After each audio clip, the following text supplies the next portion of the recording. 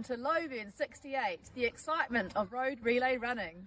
This event is definitely teamwork.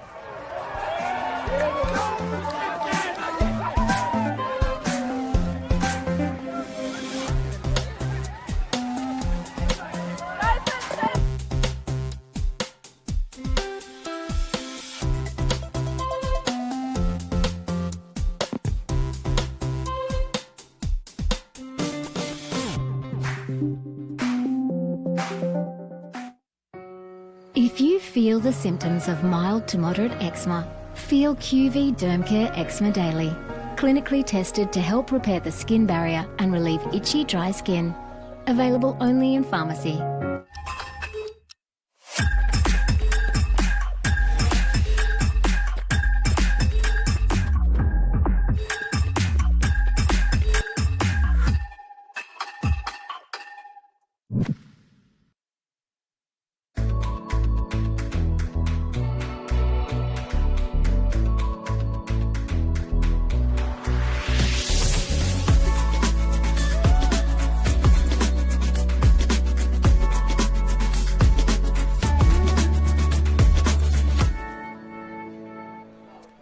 Kia ora, no mai, hoki mai. Welcome back everyone to Taupo here at Spa Thermal Park where the sun is shining and the afternoon's action is set to heat up. We have a bunch of junior races starting off with the women's and men's under 18s first up.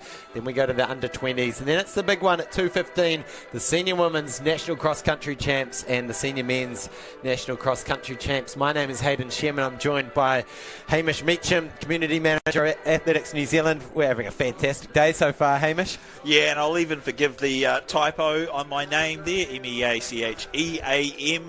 But I'll forgive them because we've got fantastic producers here from the Stream Shop. Really appreciates their support and coverage of today's cross-country championships at beautiful Spa Park in Taupo. Look at the weather, Hayden. What a cracker. It's beautiful, and it looks nice and warm, but you'll see by the number of beanies out there and puffer jackets, the temperature, would you say single digits still? It's probably 8 or 9 degrees. Yeah, about eight like or 9 degrees. But out in the sunshine, the sun is warm. People are smiling. The music is playing in the background. Everyone is having an absolute cracker of a day. This is the second year we've held these championships here at Spa Park in Taupo. Huge thanks to Taupo Harrier Club and Athletics Waikato Bay of Plenty. We couldn't deliver this event without their help, but boy oh boy, the chat around is when can we get back to Taupo? When can we hold this national championship here again? Because it is a fantastic facility and a great course. The athletes love it. It's a great course, and you can see kids running around. Great family weekend away as well, with so much to do here in Taupo. Hot pools, beautiful scenes of the lake. You've got the mini putt. You've got the hole-in-one on the lake. Have you taken part in the hole-in-one challenge? No, but I do distinctly remember doing my swim during Ironman and seeing all those golf balls, which was good because then I knew I was about a quarter of a way through my swim. When I started seeing those golf balls. But here we see great footage of the course here at Spa Thermal Park. A fabulous course, of course, volcanic sort of grounds. Pumicy soil. Yeah, it drains really well, so it's dry underfoot, really good conditions, but a challenging course. Lots of up and downs, including Heartbreak Hill, which we just saw footage of. The athletes go about a 400-metre climb to the top of Heartbreak Hill and then back down past the Love Taupo sign. So really exciting action this afternoon, Hayden. These junior races, we were going through earlier and looking at some of the performances of these athletes. I've got to say, juniors are so quick nowadays. and I know as we're kicking off this coverage of Session 2, we're going to have some people joining us, not only domestically around New Zealand, but around the world, including some NCAA coaches. So I want to say to those NCAA coaches, don't focus just on the top 3 athletes that cross the line. The talent runs deep in here in Aotearoa, New Zealand. Fantastic cross-country athletes who can often perform very, very well in the NCAA system. So welcome to all the coaches who are joining in. Fantastic to have you here with us live on YouTube, the Athletics New Zealand YouTube channel. Yeah, and also for those who are watching this live, you may be experiencing a couple of little technical issues. That is because We are we're out the back of Taupo, and so a bit of cell coverage is becoming an issue. So if it's a little bit glitchy, just be patient. The full race will be posted live after the event, and you'll be able to watch everything unbroken. So apologies for any breaks in that coverage. But here we've got the start list of the women's under 18. A lot of these young ladies coming back from the New Zealand secondary schools cross-country champs to meet each other again here in the under 18s. And it's going to be a really, really fascinating race. I've got a lot of yellow markers next to names on my sheet. I can see yours. You've got quite a few, but to run through them quickly, Kate Curry is the South Island cross-country champion and Canterbury champ. She's obviously come up from the mainland. We've got Courtney Fitzgibbon from Fielding Mile. She got second at the North Island cross-country race here a few weeks ago. Poppy Healy got second at the Wellington cross-country champs. Sasha Ledeker is the Auckland champion. Georgia Lynch was just behind her in those Auckland champs. Amy McCarty and Kate McCarty, both names to watch out from Olympic Harriers, twins. Yep, we just saw them there in the yellow singlet of Wellington.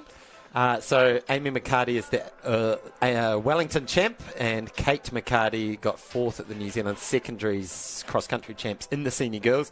Then we've got Bronwyn Rees-Jones. She's the Waikato Bay of Plenty champ. And Ava Sutherland was to start, so she got third at the New Zealand secondary schools cross-country champs. She is did not start, late scratching. So unfortunately, we will have no Ava Sutherland. Hopefully she's recovering okay. But the other names that I mentioned, but as always with these events, as the under-18s get underway in their 5K national cross-country champs, as always with these junior races, you never know who's been putting in the mahi, putting in the work over the winter months, and who's going to pull out the race of their life all of a sudden. So this is what makes junior racing so exciting. You're spot on, Hayden. You're totally correct. It's not unusual to see a new champion crowned coming out of the woodwork, someone who we haven't seen on the national level before. Some of that is just as athletes mature, they naturally improve. Sometimes it's athletes, going, I quite like this athletic stuff. I might dedicate an extra day here or there to training, and we love to see that. We love to see athletes progress and get more serious as they get older, and this under 18 category really is where things start to get serious. As I mentioned, Hayden, NCAA coaches will be looking at these results, but we know also hundreds of people tuning in from home just to watch, granddaughters, nieces, etc., etc. So great to have you with us here on the Athletics New Zealand YouTube channel as we see already this field being strung out a little bit with an athlete from Auckland leading from McHardy. Annabelle Richardson's gone straight to the front from Auckland City Athletics. So, and I do wonder if that is the daughter of Mark Richardson, whose kids have got into the sport of running. But that is Kate McHardy in the Wellington singlet, who is second. So, really, really being strung out quite early. Annabelle Richardson, aggressive running from the gun. So 2 minutes, or just under 2 minutes into this women's under 18, and they come to the first of the hurdles as they go across the road. So this is it's about knee height, so not too much of an issue. But when you're in a big pack like this, you've got to have your wits about you, and early stages in this race, everyone going over nice and cleanly. Yeah, nice. A big field of about 35 athletes in this women's under 18. They're racing 5,000 metres out here today at Spa Thermal Park in Taupo. They'll do a 2 kilometre lap to start, and then the big 3 kilometre lap to finish, and it's great to see them being strung out early, and it looks in fact like one of the McHardy twins has taken the lead. Kate McHardy from Wellington now leading, and a bit of a train behind her, unbroken train back through the first 20 or so athletes. We expect this to split up as they hit Heartbreak Hill for the first time, Hayden. Yeah, so this 2K lap does have Heartbreak Hill, but you do dodge a couple of the worst parts of the course for this 2K lap. So expect the pace to be pretty honest as these young women look to try and string out this field. And as you can see, it started with a big bunch over that first few hundred metres, and now we're starting to see it become single file Yeah, I think that's Kate Curry from Canterbury, currently in about 4th place. So as footage goes on, so Richardson still in 2nd. And then that is Sienna McClay from Southlands, an unexpected name in the top 3, exactly what we were talking about, Hayden. Don't necessarily follow the form book too closely for these under-18 athletes. Very common to have a bit of a bolter. Sienna McClay from Southland could be that bolter today, looking very strong. So Kate McCarty's right up there. Sienna McClay, as you mentioned, from Queenstown. So plenty of hills to run around there, so expect her to be pretty strong on those hills as they round that tree and come up towards Heartbreak Hill. Fantastic drone footage, and that is Kate Curry, we believe, from Canterbury, stepping into 3rd place. Is Annabelle Richardson still hanging tough there in 4th. Coached by one Mr. Phil Clode out of Auckland City Athletics, one of the famous names in New Zealand cross-country running. National champion in 1998 in Te Rapa, Hamilton. Went to many world championships. So it's single file stuff now that we're just over a kilometre into this 5K under-18s Women's New Zealand cross-country champs. We've got a big old afternoon, 6 races still to come today on the Saturday of the cross-country champs. Of course, tomorrow we've got the mixed relays in the morning. But they hit this hill for the first time. Yep, and we see Annabelle Richardson going a little bit backwards through some of this hilly stuff, but Kate McCarty looking very strong from the athlete from Southland. Got to give a shout out to our sponsors. We're incredibly grateful for the support from the Polaris Trust, helping us bring you the live stream footage of this year's events. Thank you, Polaris Trust. So Hamish Meacham, I know you're a coach of several athletes competing today, and you've run your fair few cross countries in your time. What would your typical winter build up for something like this look like, especially when we think about the terrain that these young women are encountering, not only uphills but downhills? Yeah, what sort of work are we getting through? There's all sorts of different approaches for a lot of these athletes. Really, this winter running, cross-country and road running, it's all about preparing and getting ready for the summer. And so they'll still be working on all-around athleticism. Often the weekly load, the kilometres that you run per week, will be a little bit higher through the winter. But these athletes should still be working in the gym. They should still be doing a little bit of speed work. And I'd say for the majority of them, it is about getting ready for the track season. But there will in here, Hayden, be a few athletes who, cross-country is their jam. It's their primary thing. Those athletes will almost reverse that. They'll try and run a little bit more mileage through the summer, which is a great time to clock up the miles. And then through the winter, they'll sharpen up. They'll bring that mileage down a bit and do specific speed work over the hills and getting ready for cross-country. So we saw Kate McCarty there just looking over her shoulder now that she's into the start-finish area. So these women coming in to finish off their 2K. Yeah, Sasha Ledecker leading this chase pack from Auckland, the Takapuna Club representative. Sasha Ledecker performed very well, had a breakout season on the track. Coached by Dad Jared Ledecker, one of the greatest ever steeplechasers. So Kate McCarty going through 2K in 7 minutes, so she's rolling along 3:30 Ks. She looks like she's just out for a bit of a steady tempo run, looking very strong heading into this 3 kilometre lap, running about 3.5 minute kilometres. That's Sienna McClay from Southland, the big surprise in second. So 7 seconds separating those two at the moment, and then it's around about another 5 or 6 seconds back to second and third. Yeah, Katie Curry sitting in third at the moment from Canterbury, so it is Wellington, Southland, Canterbury, top 3 in this women's under-18 3,000 metres. But well-performed athletes all the way through this field. Yeah, about 30 seconds separating first to about 12th, so it's still reasonably congested, and I think some of those top 10 would still like to think that they can bid for a medal over this last 3K, because anything can happen in the cross country, and it's important that you stay tough, because you don't know how tired the person in front of you or behind you is.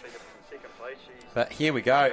Kate McCarty running so well. Yeah. So fourth at the New Zealand Secondary Schools Champs, so just pipped out of the medals on that occasion, but she is running strong here, running tough, got the gloves on, still need it. It's just 8 degrees here, and that's in the shade would feel even colder with a very light breeze, really nothing to speak of, but we went outside earlier. We're in a nice warm commentary booth here. we popped outside for a little bit, hang out with the rest of the folk, and you definitely need your jacket.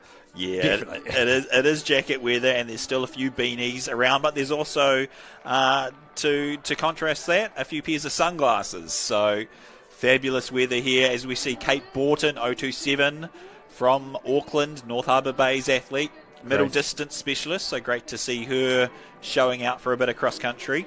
And we saw Grace Meredith there, and there's Hayley Cornwall from Manawatu Wanganui.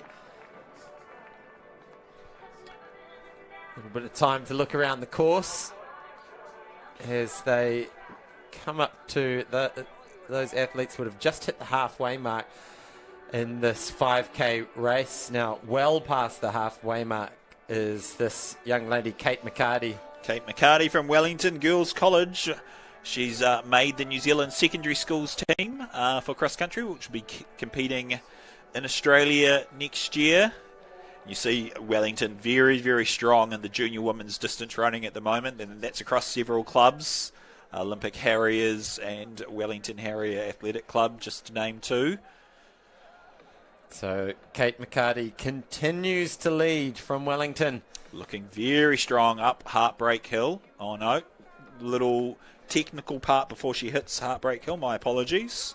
Yeah, there's one little hurdle here, so let's see what approach she's taking. Often the way that you attack hurdles shows what sort of intensity you're bringing. So will the foot go on, or will she clean? Oh, she's clean. She's clean. Very good She's technique. feeling good. She's feeling optimistic. Yeah. She's feeling strong. Yeah. Kate McCarty looking very, very strong. I look forward to seeing what she can do this track season over the middle distances. Hopefully she'll have a crack at the steeplechase, looking at that hurdle form there, Hayden. But Kate McCarty from Wellington has been absolutely dominant so far. Just to recap, she's leading from Sienna McLeay, who's coached by Neville Britton out of Queenstown, one of the most scenic and beautiful places in New Zealand to run. There is Sienna McLeay. Big lead from Kate Curry of Canterbury, and it looks like another Wellingtonian now moving up onto Kate Curry's shoulder. And you can see there just the clear signage. One, turn a right and do the 2K course, go straight ahead onto the 3K course, which they are now on. So this is the longer loop. There are more hills on this loop. Yeah, I do wonder, Hayden, if that Wellington athlete moving up currently in fourth place is Amy McHardy, the twin. That would be something special if the twins can both medal at today's championship. Of course, we've got a long history of well-performed twins in our sport, dating all the way back to at least the McDonald twins from my era out of Tauranga, but many, many more. Yeah, the Van Dalens probably They did most okay recent in the female world of cross-country out of Wanganui. And good to see Lucy Oliver, or Lucy Van Dalen, back to a little bit of running herself now after having some kids. Yeah, great to see. And that pipeline of quality athletes out of the Wanganui region, long may it continue.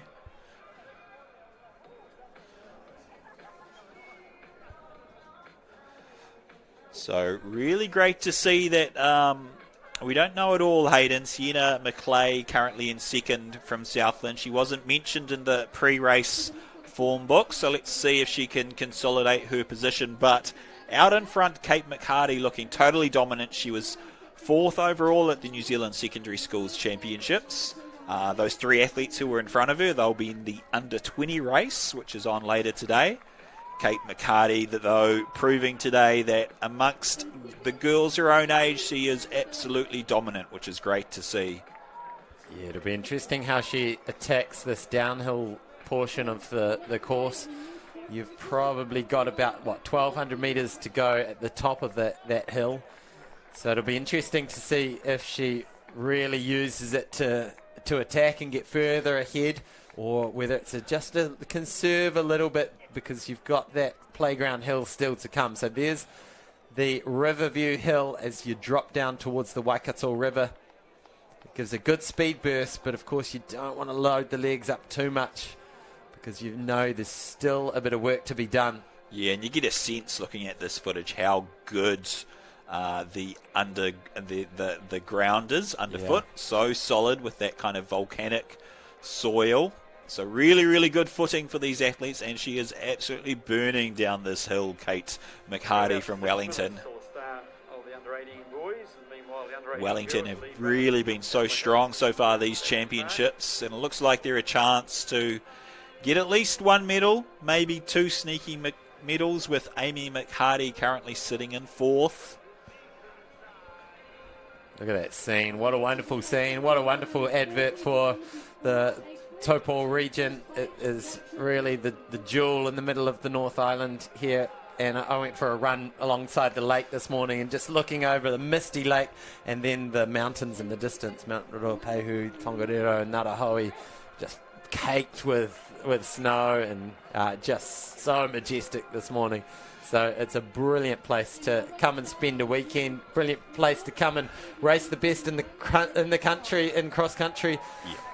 Yeah, and we've absolutely got to thank the Taupo District Council for their amazing support across both years, as we've hosted these New Zealand Cross Country Championships here at Spa Thermal Park in Taupo. Make sure you check out everything Taupo has to offer. It is New Zealand's most beautiful and iconic location, with so much to see and do. Thank you, Taupo District Council. So here she comes, Kate McHardy. She put in a big surge, about 500 or 600 metres into the race to move her way into first place, and she's just continued to accelerate away from the field. Yep. Comfortably in the lead now, with Playground Hill awaiting her, and this is where the pinch will kick in. But boy, oh boy, has she run a fantastic race so far. Here it is. This is what that training all winter long comes down to. This hill, and then it's a 400-metre drag race to the finish, and looking really strong behind her is Annabelle Richardson, who comes to the base of that hill now. But looking very strong, Kate McHardy, and I'm sure running for Olympic Harriers, she would have run plenty of hills in Wellington, and this little hill here won't bother her too much as she comes up onto the flat section. She gets a little kicker down into that flat section, so that'll help her to accelerate off this hill. Playground Hill, and getting some nice support from the crowd who's hanging around Playground Hill, and you can see that is a fairly steep uphill pinch. It slowed her down a little bit, but it's not upset the cadence of Kate McHardy from Wellington, who is running really, really well in this Women's 18 Championship. I want to estimate, Hayden, she's got about a 100-metre lead over Sienna McLee from Southlands. I think that's a good estimate. Yeah, really impressive. So, and look at this time. She's going to will go very close to going under 18 minutes here, which for a 5K over this course is pretty phenomenal. That would suggest she's in sub 17 minute. Easily. Being a younger athlete, I did have a bit of a go at searching her personal best, but there's not a lot online about Kate McHardy. But I do look forward to seeing how she goes next season. I can see a sub 17 minute 5K in her future. Hopefully she'll continue to perform and compete over a range of distances. I predict a big future for Kate McHardy. She has been very, very impressive here today. So we've just seen Annabelle Richardson come past our commentary booth as she comes onto the flat section, around about 100 metres behind. But at the moment, it is all about Kate McHardy.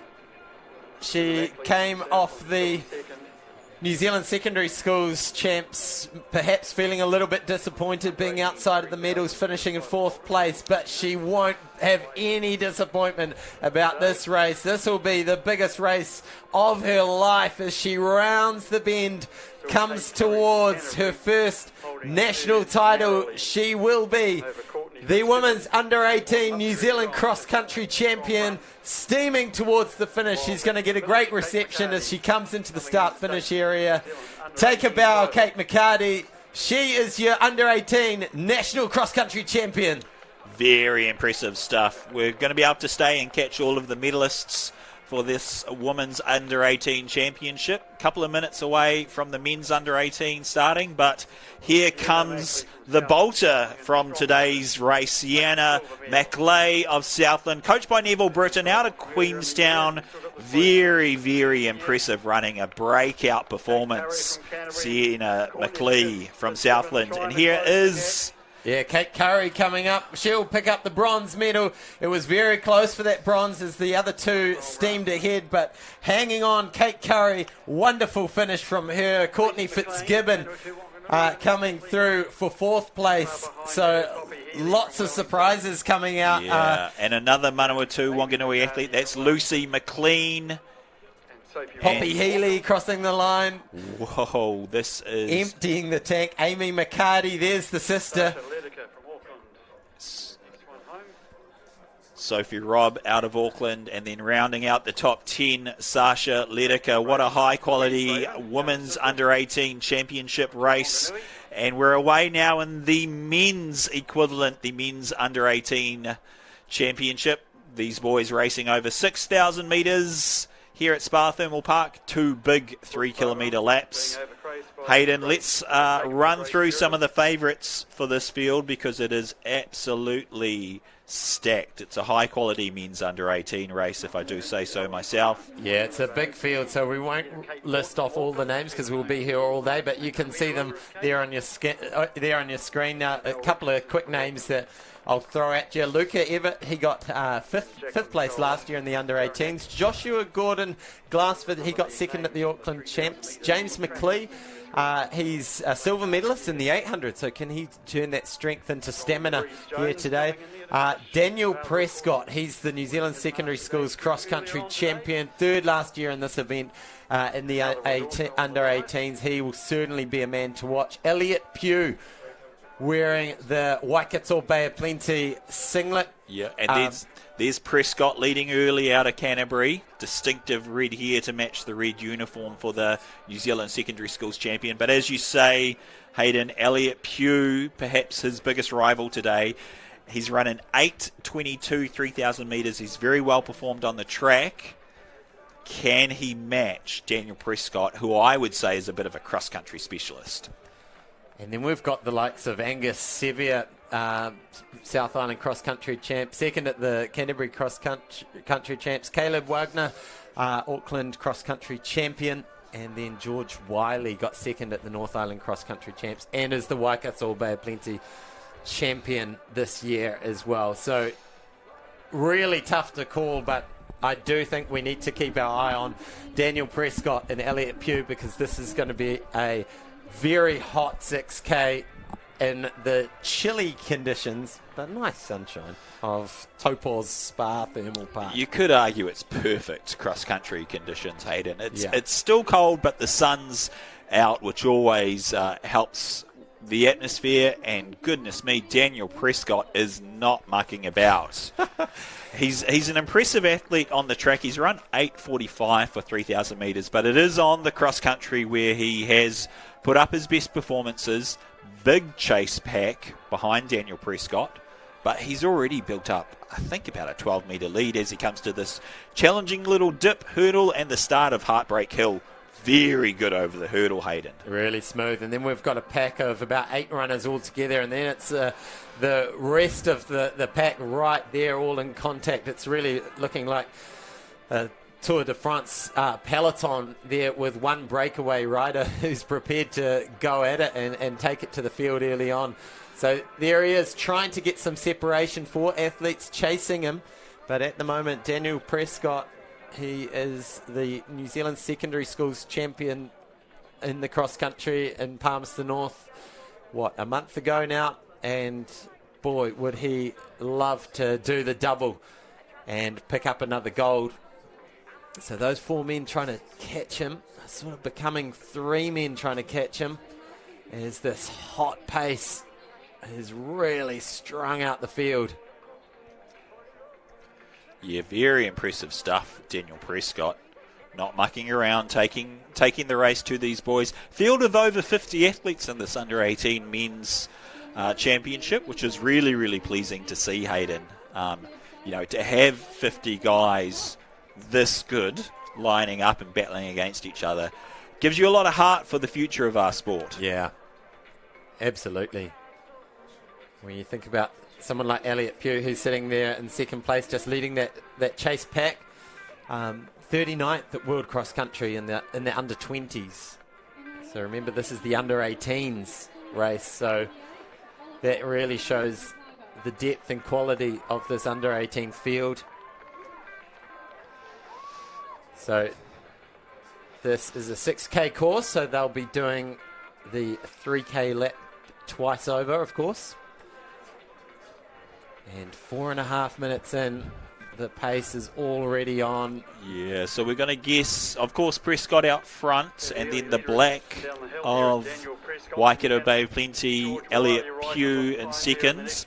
We're thinking Gordon Glassford is also in that chase pack.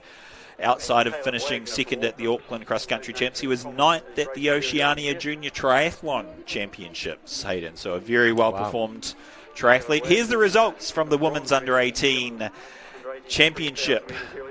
Great running. Kate McCarty taking it from Sienna McLee, and Kate Curry of Canterbury taking your bronze medal. Really pleased to see Courtney Fitzgibbon in fourth, returning back to her best form. That was a very, very exciting race, Hayden. Good. Look at this. This separation is starting to increase. You can see the turnover that Daniel Prescott's going. He's really attacking this first lap. You just look at the height, the heels coming up. That's often a good sign as to the sort of speeds that they're hitting. He's opening up this stride, using gravity to just give him a bit of an acceleration, just get every last bit of speed out of the course. And he's prepared to run the solo and just time trial it out the front. And we've seen this a bit today, Hayden, with athletes just forging out to an early lead. Can you tell us, because you're a well-accomplished athlete, you've won a few races in your time. When you're out in front like this, what happens? Do you get a bit of an adrenaline rush? Does it help you to get out in front like this? Well, I was very rarely a front of the pack when it came to this sort of level, but definitely when you are in the lead, it would be interesting to understand the adrenaline that kicks in when you're either passing people or in the lead, because something's going on. There's a fire in your belly, especially when you're moving past other athletes. That just is. It turns the pain into something that somehow. The only way to describe it is somewhat enjoyable. Yes, yeah. And look, I'm the same as you, Hayden. There wasn't too many occasions where I got to blast out in front, but when I did, I do remember just getting this surge of confidence and feeling very, very strong. And it becomes a bit of a self-fulfilling thing where you keep on going and surging, and the confidence builds the longer you can hold on to that lead. Now, the flip side of that is it can, of course, as we know, go very, very wrong. If you go out too hard too early and you go into lactic acid debt, you can really pay the price later on in a race. It can definitely get you. And, the danger of being out in the front by yourself is you do become running scared, and then you have these doubts in your mind saying, what about the other guys behind me who've had each other to work with, and they've shared the lead, and they've had opportunity to just sit in and switch the brain off and maybe benefit from a bit of that dragging effect of someone in front of you breaking the wind. So all of those doubts can kick in, but So far, it's looking pretty good from Daniel Prescott as he comes up towards the halfway mark in the stage. It almost looks like the pack behind him are starting to look at each other, and that's not ahead to Daniel Prescott. The Aucklander in that lead pack is, in fact, Caleb Wagner. So he was second in the junior boys cross-country in 2022. Behind Alfie Steedman, so Caleb Wagner looking strong. Angus Sevier is in there as well. He's the red singlet of Canterbury. And Elliot Pugh from Waikato Bay of Plenty, one of the two Waikato Bay of Plenty athletes. I think the other one is George Wiley, of course, with a personal best of 8:31 over 3,000 metres. So the cream of the crop is certainly rising to the surface at the moment. When you talk about Elliot Pugh being a world cross-country representative already, he's put on the singlet, represented the country. But Daniel Prescott, he said 2023 is my winter. Yeah, I want the double. And I know somewhere in the UK, I think Sunderland at the moment, Elliot Pugh's coach Craig Kirkwood is watching this race on the live stream as he oversees his Chargers, Sam Tanner and Hayden Wild through their championship campaigns. What would Craig Kirkwood be thinking? What would he be psychically trying to tell Elliot Pugh right now as they come up with a couple of kilometres to go in this race? I would still be saying, if it were me, I would still be saying patience, patience. They're closing the gap, right? They are, and I've just got the clock going. It's only 3 seconds now. So, 3K over a cross-country course, 3 seconds is nothing. That's one second a K, right? Yeah, so the rubber band has strung out to its maximum, and now it's bringing them back together. They're being pulled back together. This chasing group, led by Elliot Pugh, has done a fantastic job. Still Daniel Prescott looking strong, but we might have a race on our hands here, Hayden. 3 of the Wellington boys looking good, representing the capital. Luca Everett there and Connor Kemp running well, but still in the lead at the moment is Daniel Prescott. But as we say, it's only 3 seconds back to that chasing pack of 4 athletes, which includes Elliot Pugh of Waikato Bay of Plenty, Angus Sevier of Canterbury, Caleb Wagner of Auckland, and George Wiley of Waikato Bay of Plenty. And we just sort of little look over the shoulder, so there may be the peloton has caught up. Do I need to sit in and save myself for a little sprint for home? Yeah, of course, Elliot Pugh, his father had a bit of a bash in the Masters race earlier, a well-known running family in the Tauranga region. You can see he's worked really hard. Is he in bare feet there, Hayden? Do my eyes deceive me? Surely not. That's fantastic if Elliot Pugh is running in bare feet. Forgive me if I'm wrong, but just seeing some signs of fatigue now with Daniel Prescott. Right arm getting a little tense around the shoulder.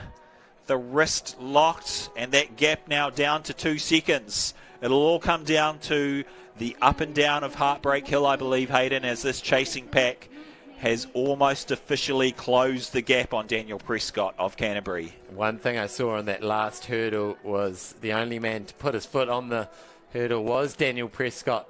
Now, is that just a sign that, look, I'm prepared to just ease up a little bit and join up the pack and have some company for this remaining 3K?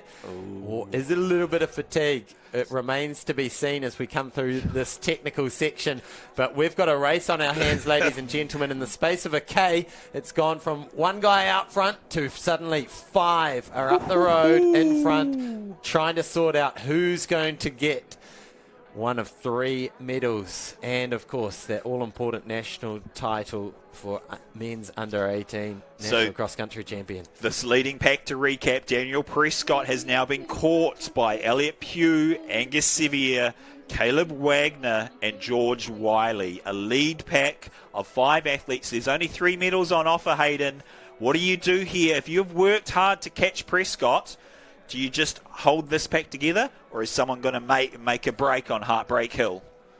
Well, some of the things that my high school squad have been training on recently is starting a 1K rep with a hill stride and then going straight into the 1K reps, effectively simulating the last 600 metres of this course where you've got that pinchy hill and then you roll into about a 400 metre flat zone. So it'll be interesting if athletes have done a similar thing in training where they've trained for that playground hill and trained to really hit that hill hard, as we see.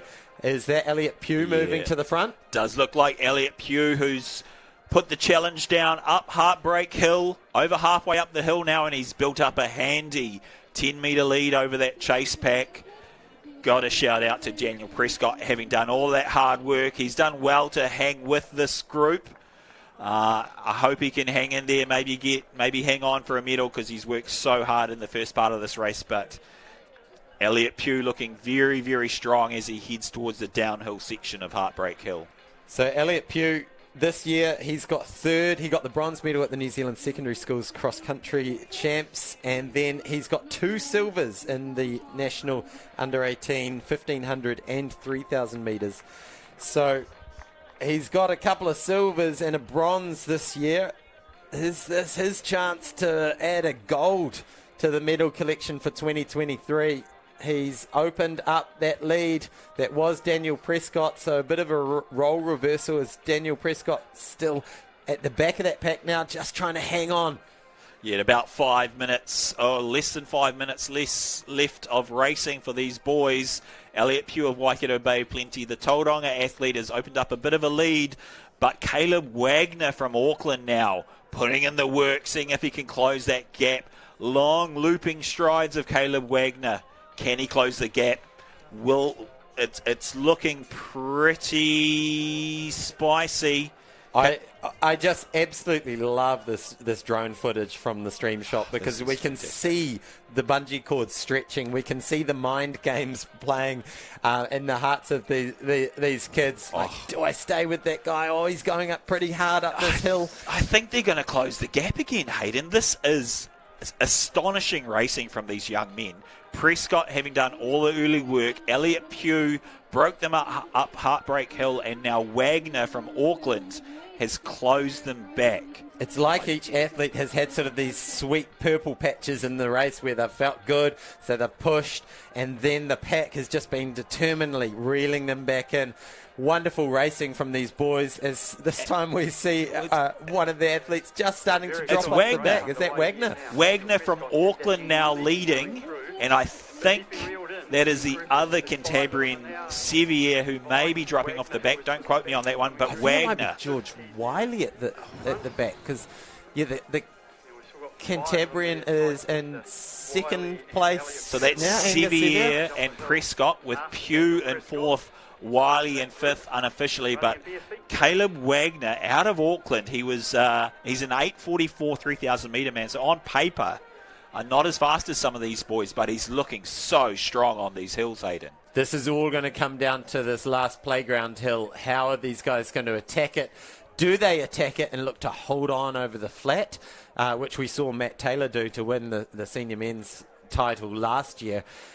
Or do you just stay in contact and then use whatever flat speed you might have left to really kick away from it? But it looks like 3 athletes are going clear. Could this be our medalists? Have we decided the medalists already? They move up Playground Hill. Here comes Sevier. So that's Angus Sevier from Canterbury. He's got a personal best of 8:32 over 3,000 metres.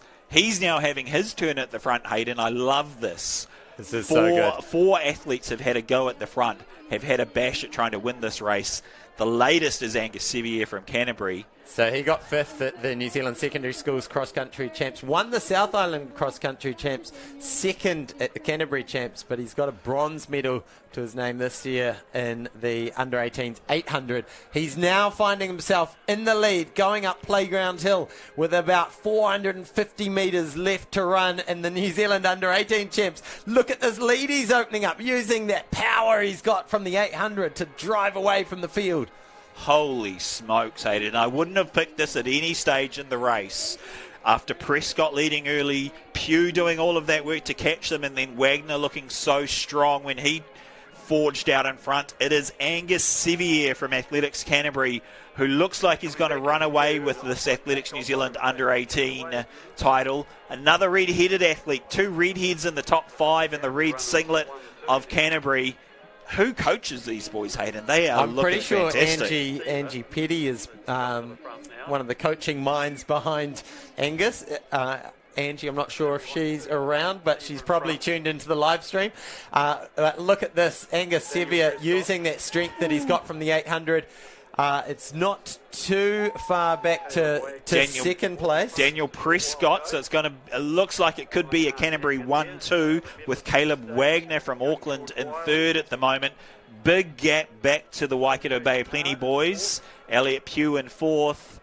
But we're going to come around the top and into the home straight in the next 30 seconds for Angus Sevier from Athletics Canterbury, who's got a 15-metre lead over his teammate, Daniel Prescott. Hayden Shearman, how impressive is this? He ran a canny race, Angus Sevier. He sat back early, didn't do too much work.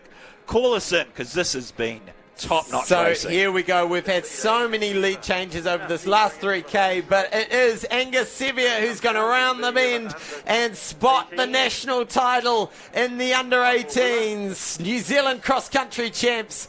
He got the bronze medal in the 800 metres, but it's the 6Ks of cross-country that will see the gold. Puts the finger in the air. What a last 400 from that young man. Daniel Prescott, after all the hard work he did early on, he will finish up in second place. Well-deserved silver for him, and what determination. And then it's Caleb Wagner who will pick up the bronze from Auckland.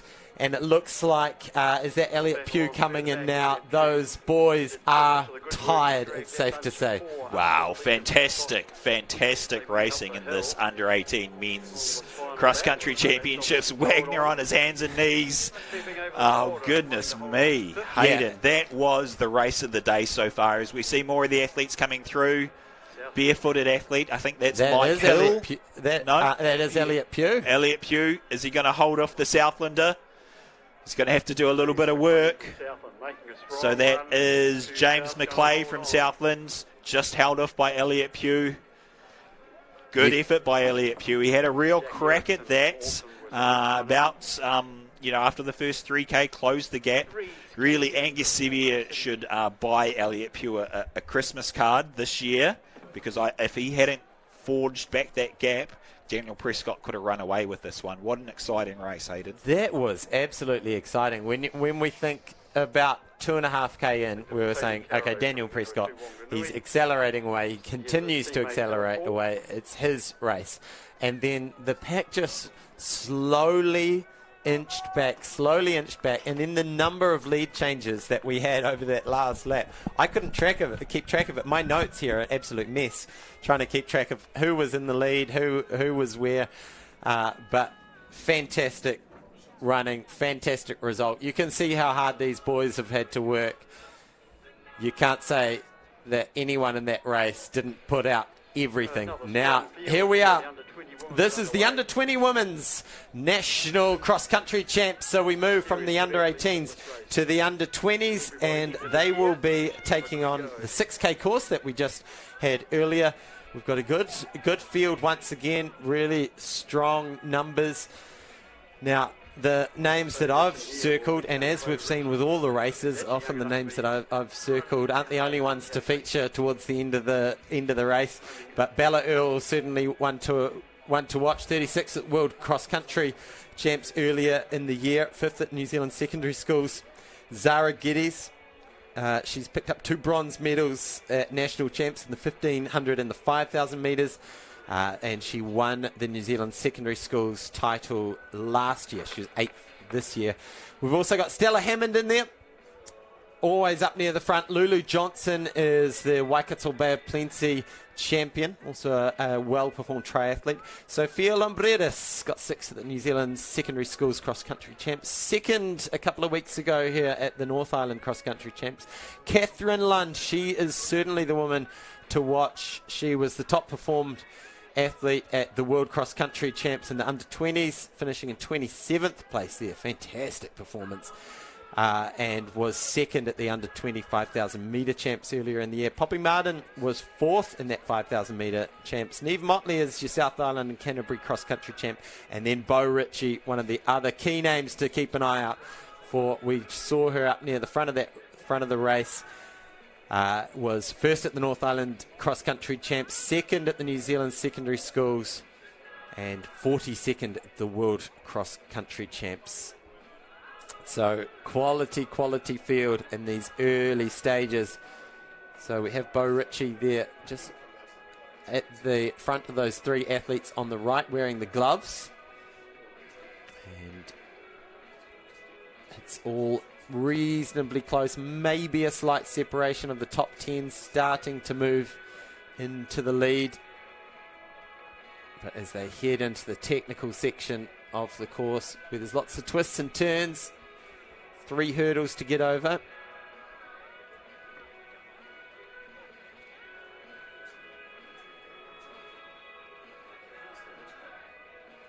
Good pressure being shown at the front. Pulling away and starting to turn this, what was a reasonably bunched field a few moments ago, into single file traffic as they head through the trees and beautiful sunshine. So Catherine Lund right up the front, running really well just in front of Bo Ritchie.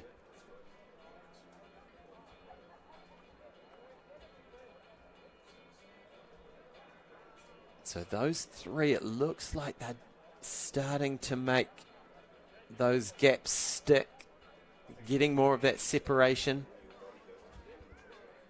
Go over the hump, hit the ball for the first time. Catherine, Bo Ritchie. Good. She's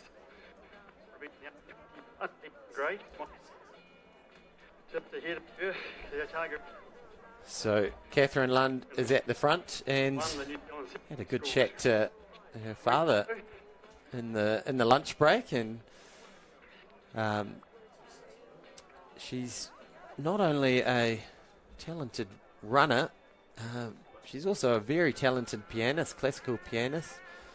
So always cool to hear when these athletes have more than just one string to their bow. They've got lives outside of running as well, which is often so important when it comes to these big races, that you can separate it out, your athletic life from the rest of what's going on in life. That just helps to keep the headspace in the right place. Catherine Lund is at the front, Bo Ritchie just behind her. I'm trying to get an update on who's in third place, but it looks like they're just starting to stretch out the field. Now, Hamish Meacham, how's it feeling outside? Temperatures warming up, or is still nice and chilly? Yeah, no, it's pretty good, especially out in the sunshine. It was really interesting to see Hayden, such a cagey sort of start. Yeah. This woman's under 20 race. Oh no, and that's a fall. Yeah, just a little clip of the heels. Was that Bella Earl who took a fall there, I think? It could be. Representing Auckland, but from Whangarei. Bella Earl was 36th at the World Cross Country Championships. She's run a 9:50 3,000 metre. Very well performed athlete. Coached by Dad, both members of the Owairaka Athletic Club. Here they come down the hill. But no, fantastic conditions, Hayden, and great atmosphere overall here. The crowd really enjoying the action at Spa Thermal Park in Taupo. Yeah, you can't ask for much more, really. We've got coffee carts, food trucks. You can come down here, grab a bite to eat, and just watch some excellent action in beautiful conditions. And just before you came back from your little break, so you go and check on the action, I was mentioning that Catherine Lund is actually a really top-performing classical pianist. That's fantastic to know. And I heard you talking before, Hayden, about that balance of a social life with your running life. And I think that's so key for these athletes, as we see the official results for the men's under 18 6,000 metres. Angus Sevier taking the win in 1901 from his teammate Daniel Prescott. Canterbury go 1 and 2. Caleb Wagner, the Aucklander, in 1905. Fantastic times. This is a challenging course. I never broke 20 minutes here. as an athlete this age. And so to see 6 athletes go under 20 minutes is absolutely sensational. Very good running. And let's think as well, Elliot Pugh was in that top pack of 5 athletes with a mile to go. And so he got 55 seconds put on him. So that shows how fast those top 3 were moving over that last about 500, 600 metres. I've got to say, impressed with James McClay from Southlands running that well. And Jack Erickson, the 800-metre specialist, in 7th. That's a fantastic performance. His coach will be stoked with that. So, yeah, Hayden, really you can hear I'm a little bit puffed. Possibly the only downfall of the course setup is that the toilets are about 600 metres that way. So, got my stride on. Probably 150 metres. Let's call it 600. Felt like 600 metres. It's uphill too. It's hilly. It's technical. It's good underfoot, but yeah. Yeah, you've got to jump the barriers of the race course. It's a lot to contend with. A toilet break isn't just a simple matter, as we get a really cool overview of the course. So we've just left the start-finish area. That's behind us. Now we're looking towards the Waikato River, and that's the Riverview Hill that we talk about. So that amazing descent down towards the Waikato River. And there we can see the field is strung out in these early stages of the women's under 20 6K race. So our leaders heading up towards Playground Hill. There's some of our top 10 that looks like a bit of a chase pack there. Great drone footage. Excellent stuff. And it looks like a bit of separation here with these front packs. So is that Catherine Lund who's gone to the front and is being chased by Bo Ritchie? I believe that's the blue of Otago and not the blue of Auckland.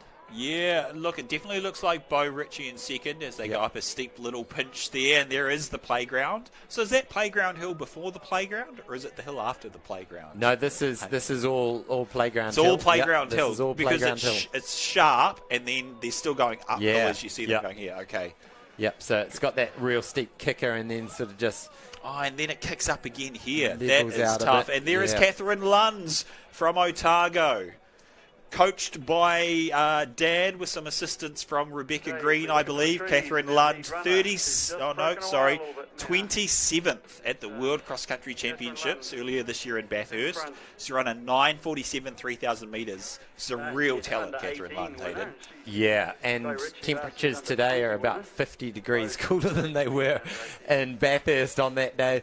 So you can see here, Catherine Lund, our top performer from World Cross in the under-20s, leading the New Zealand under-20 cross-country champs here. She was the New Zealand Secondary Schools champ, of course, and looking strong now. We'll try and get a 20 metres back to Bo Ritchie? Yeah, 22, 23 metres back to the Waikato Bay Plenty athlete Bo Ritchie. Bo Ritchie, of course, a little bit younger than these other athletes. She elects to step up to this under-20 race. She is very experienced, knows how to race. Interesting to see Bo with the gloves on still. Absolutely. And then it's back in third. It's Bella Earl battling with, I think, another Auckland athlete. Get confirmation of that when we can. But yeah. So 2 laps of this 3K course. They're coming up towards the end of the first lap. Now, think about your 3K PB, and remember that this is over hills. These girls are going through around about 10:30 for the 3K, and that is faster than my tempo run this morning. It's very good running, Catherine Lund from Otago, looking so strong.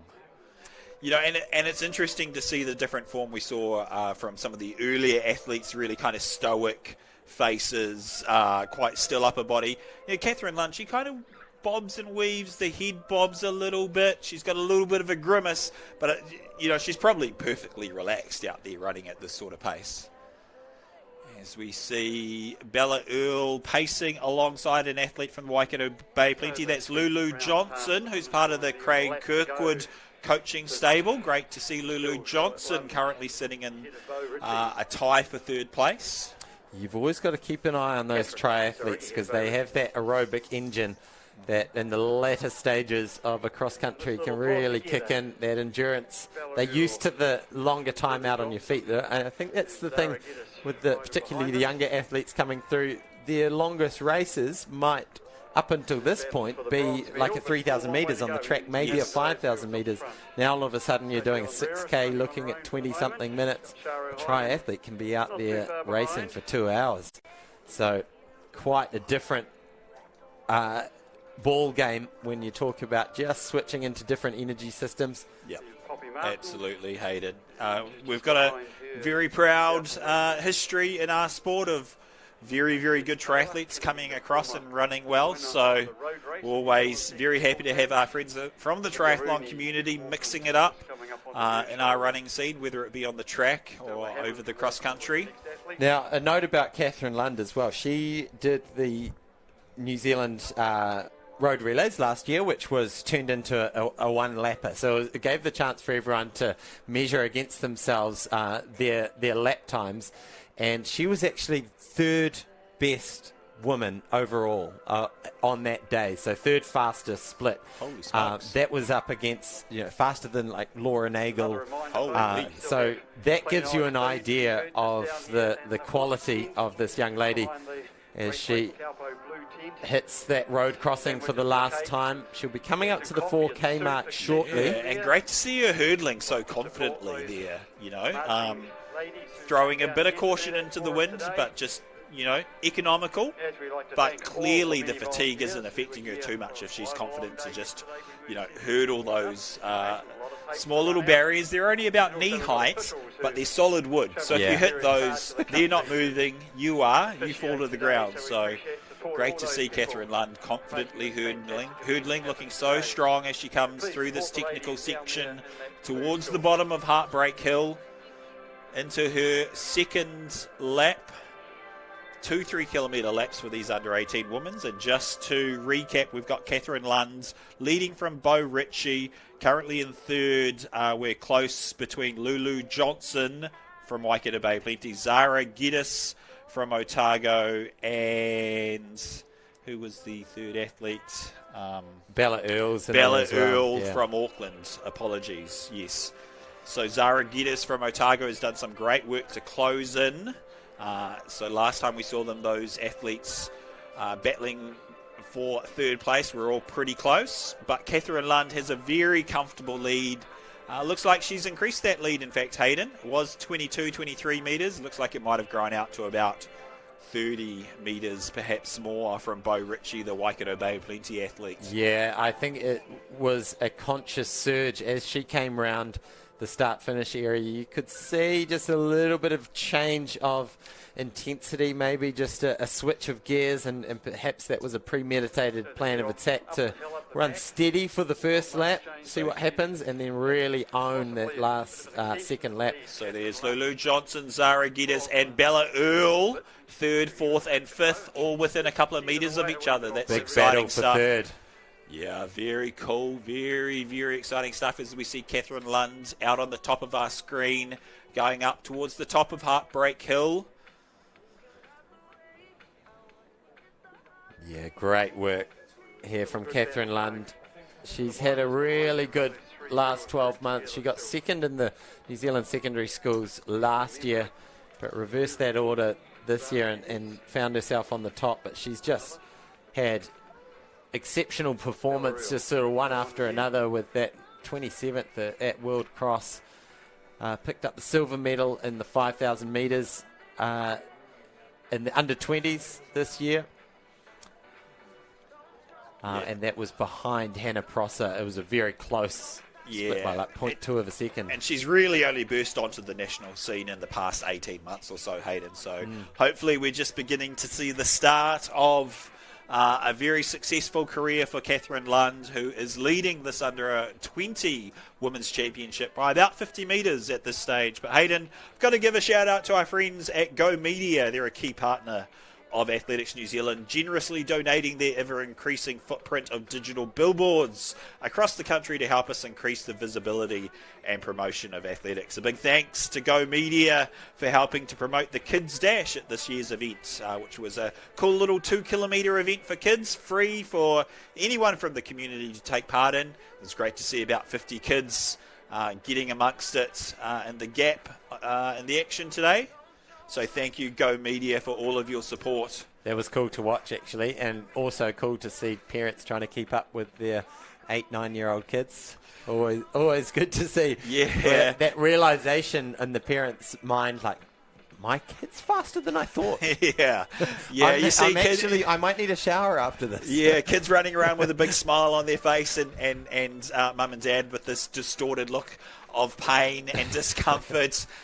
Very little pain and discomfort, though, for Catherine Lund, who's looking very comfortable out in front here in this junior women's championship race. She's bouncing off a great performance at the World Cross Country Champs, where she was the top New Zealand finisher, 27th in the junior race at World Cross Country. That's pretty exceptional, isn't it? That's the deepest cross endurance race on the planet. Yeah. So to make top 50 is incredible. Yeah. To get close to that sort of top 25 zone is you've got to have a really, really good day. And to build on that, Hayden, a little bit. So a cross-country race, it's not just cross-country runners, is it? It's track specialists, middle-distance runners, long-distance runners, athletes who in the future are going to be making their living on the road. Yeah. And so really it is the best distance runners in the planet all racing together. Catherine Lund in the junior women's internationally was 27th.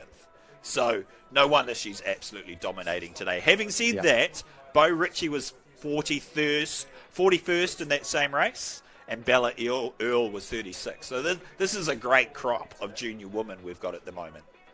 Yeah, exceptional. Oh, that looks like a good option. Was she just watching the live stream at the time? Just realised, there I am. Just trying to enjoy the sun here. The paparazzi after me. Yeah, great spot. So here we come. She's got her eyes set on Playground Hill, and really this is the last obstacle that stands between her and a national title at the Under-20 New Zealand Cross Country Champs. She won the New Zealand secondaries. Now she's stepped up to the next level, the national Under-20s. This will be an amazing conclusion to her cross-country season. You can see the pinch of that hill. You saw the stride rate just drop, and now she gets onto the lesser gradient, but this is all still uphill, this section. Yeah, and so look, I'll be interested in your opinion, Hayden, because Catherine Lund, she'll be stepping up next year, so national championships next year, she'll be a senior competitor. So, where do you think, as a first-year senior, Catherine would fit in amongst our high-quality senior women that we have at the moment? Is she a top 10 sort of an athlete? I initially thought top 10. Yeah. Because we think of Sarah Drought, who was our top performer at World Cross in the senior ranks. Yes. 49th, I want to say, 48. A little bit better than that, I think. But anyway. Yep, so she's probably your firm favourite, but behind... 49th, for Sarah Drought. Yeah. But behind her is really just so many. You just go young through women. Laura Nagel, Bridget Dennehy, Catherine Camp, Holly Manning, Rebecca Green. The list goes on. So we've got such good women at the moment. It's got to be exciting for these juniors to know that they're going to be coming into one of the most competitive distance scenes in living memory in our sport. Yeah, and I know Catherine's got her eyes set on a US scholarship, which probably about 12 months from now she'll be looking to pack her bags to a school in the States, as will many of the young women out there today. And so no doubt she's watched those NCAA champs and seen the 300-odd athletes steaming off and thinking, boy, I'd love that competition. Well, wherever she goes, she's going to have an immediate impact. Catherine Lund is no doubt in my mind a top 25 athlete in the NCAA system. So I do look forward to seeing where she lands and what the future holds for Catherine Lund. But the immediate future for Catherine Lund is going to be a national title, a national junior women's cross-country title for the Otago athlete. Yeah, it's quite impressive, and it reminds me actually of Hannah Gates when she had a fantastic race at the New Zealand cross-country champs not long ago, and then left for the States and has pushed on as well over there in the college scene. So Catherine Lund will round the corner, and around that corner will be another gold medal for her this winter. It's about 200 metres from her back to Bo Ritchie, so this is plenty of time to just sit back and enjoy the moment, because here she comes. She put the pressure on early, she kept moving away, and then about with 3k to go, she really went into fifth gear and has moved away to become your under-20 New Zealand cross-country champ. Ladies and gentlemen, put your hands together for Catherine Lund. What a run. What a run. Stand up, Ariki Athletic and Harrier Club. Congratulations, Catherine Lund. Well done to coaches Rebecca Green and Ellen Muir. She was sensational today. No one could touch her. Bo Ritchie, one of the best performed juniors in the history of our sport. Yeah, she stuck with her for a while. Then the pace got too hot and started to lose it with about that 3k to go mark. But Bo Ritchie's hung tough to hang on to that second, and there was a big battle for third behind. And it looks like Zara Geddes has rounded off into some good form, and she should pick up the bronze. But Bo Ritchie, a really well-deserved silver medal here. Remember, she was second best placer at the World Cross Country Champs. And here is Zara Geddes after what, by her standards, would have been a bit of disappointment at New Zealand secondary schools. She's had a good few weeks, obviously, and has finished strong here at Spa Park. Will pick up the bronze. And it looks like Lulu Johnson coming through for a very high-quality fourth place, better known as a triathlete, Lulu Johnson. But great run today from the Craig Kirkwood coached athletes, which means Bella Earl, I believe, the Owairaka athlete, will be in fifth. Going to take a short break and come back with all of the action from Spa Thermal Park in just a few minutes. Poppy Martin coming in for the next position. So I think we're up to fifth, are we? Sixth.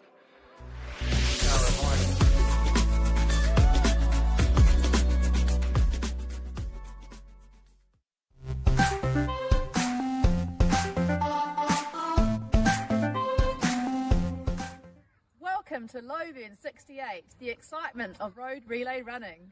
This event is definitely teamwork.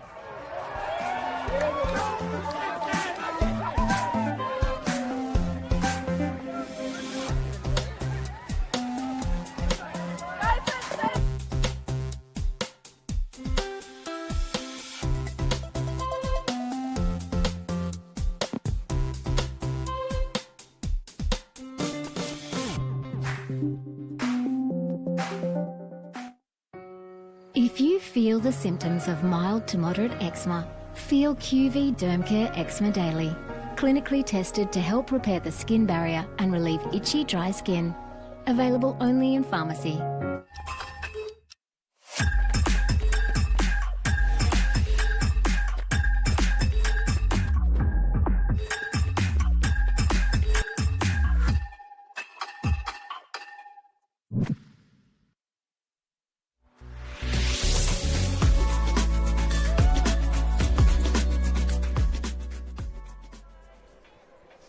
No mai hoki mai. Welcome back, everyone, to Spa Thermal Park here in Taupo, where we have the New Zealand cross-country champs. We have concluded a bunch of races this morning and this afternoon, and we only have 3 more remaining. That's the under-20s men's race and the senior women, senior men coming up. That is at 2:15 and 2:50 respectively.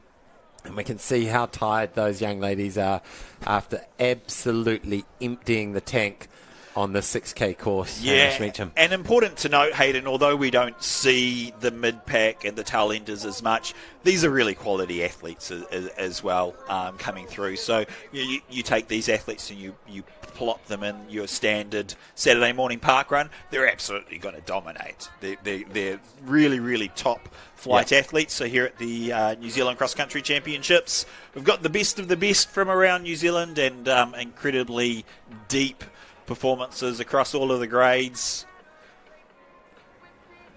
All right, so here's the start list for the under-20s men. They'll be taking on an 8K course, so they start off with a single 2K loop, and then they do 2 3K loops. And key names to look out for that I've circled is Azrael Cabasal from Te Puke. He got second at the North Island Cross Country Champs. We've got Ronan Kodia. He got the bronze in the 1,500 metres. He was also the third place Kiwi at the World Cross Country Champs. Christian Duval, he won this race last year by 63 seconds. Can you believe it? He was the second senior at the North Island Cross Country Champs. Is the reigning 3,000 and 5,000 metre under 20s champion. Remember, he DNF'd at Bathurst, just ran himself into the ground in the heat there in Bathurst. And we've got Matt Hill, who's been an up-and-comer. He won the North Island Cross Country Champs and the Waikato Bay Plenty Cross Country Champs. He was the top Kiwi at the World Cross Country Champs with the 38th. We've got Angus Munro, third at the North Island Cross Country Champs, fourth place Kiwi at World Cross.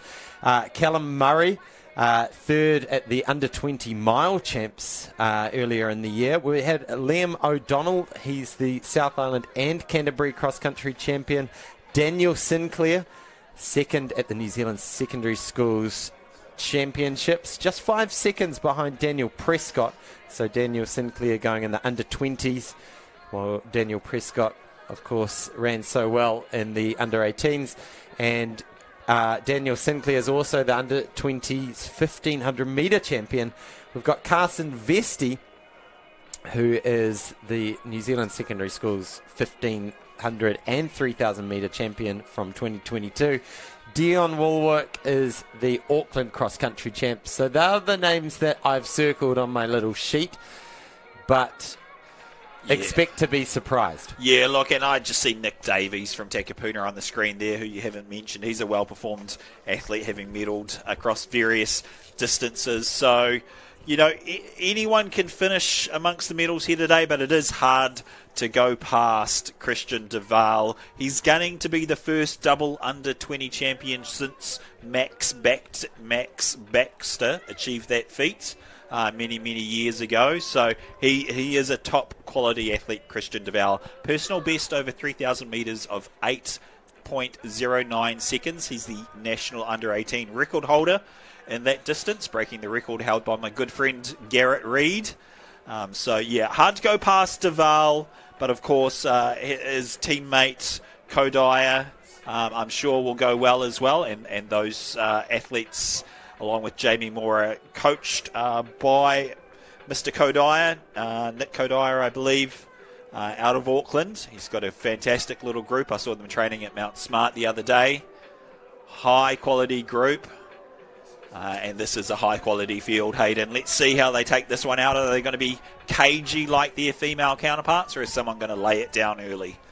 Well, it's always tricky to say at the start because these boys always get out fast out of the blocks. But we're underway here at Spa Thermal Park in the under-20s 8-kilometre New Zealand cross-country champs. They head off up the hill into the first little stage, and straight to the front goes Christian Duval with those blonde locks flowing up on his shoulder from Waikato Bay of Plenty. Yeah, I think that's Matt Hill from Waikato Bay of Plenty, currently in second. So Christian Duval and Matt Hill striding it out, stringing this field out early. Christian Duval looks like he's making his intentions clear, having dominated this race last year. So Matt Hill can either be doing himself a huge favour or a bit of a disservice by trying to stick with Duval this early. We'll see how it plays out, but certainly brave tactics from the Waikato Bay of Plenty athletes. Yeah, Christian Duval looks like he's come here with a bit of a game plan, but perhaps Matt Hill had the same game plan, because look at that gap already opening up. We're just 77 seconds into the race. Well, and Matt Hill, he's no slouch, sorry, Hayden. 38th at World Cross Country in the junior race, which is exceptional, can we say. 8:37 over 3K. So, you know, if you look at that 3K, you go, oh, yeah, he's 28 seconds slower than Christian Duval. Well, Christian Duval didn't finish that race at World Cross Country, so Matt Hill, every right to be confident. Here's the results, the women's under 26 kilometre race. Catherine Lunn taking the win in 21:54, 50 seconds or 48 seconds ahead of Bo Ritchie from Waikato Bay of Plenty, with Zara Geddes from Otago rounding out your medalists. Really, really fantastic racing from our junior women. What depth we have in this grade at the moment, Hayden. A lot of these girls will be heading off to the States in the next couple of years. We look forward to following their progress and see how they go in years to come. Yeah, so Matt Hill, Christian Duval come here with intention to Spa Thermal Park, intention to make the pace hot, and you can see Matt Hill's almost got that expression like, Christian, do we really want to go out this hard? Are we doing this? It's 8K. You remember that? This is 8K. It's not 6K like we used to do in the junior ranks, but this is the under 20s. So we start off with the 2K loop, which is slightly less hilly. Still challenging, but slightly less hilly than the 3K loop. And these two, a big, big early statement. And I can see Benjamin Rickaby there that I didn't mention. He's up near the front of that chasing pack.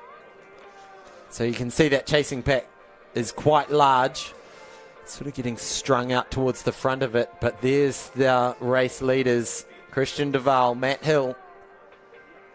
Yeah, Matt Hill from Athletics Tauranga, part of that very, very strong group from Tauranga. A couple of good coaches operating over there. Put the question out to see who exactly coaches Matt Hill, because he's looking very strong, very confident, in fact, nudging ahead a little bit, stride for stride with Christian Duval, saying, hey, what's on paper, your pre-race favoritism doesn't mean much to me, Christian. I'm going to give it a good crack. Which is great to see, Hayden. Really great to see. So these two running shoulder to shoulder.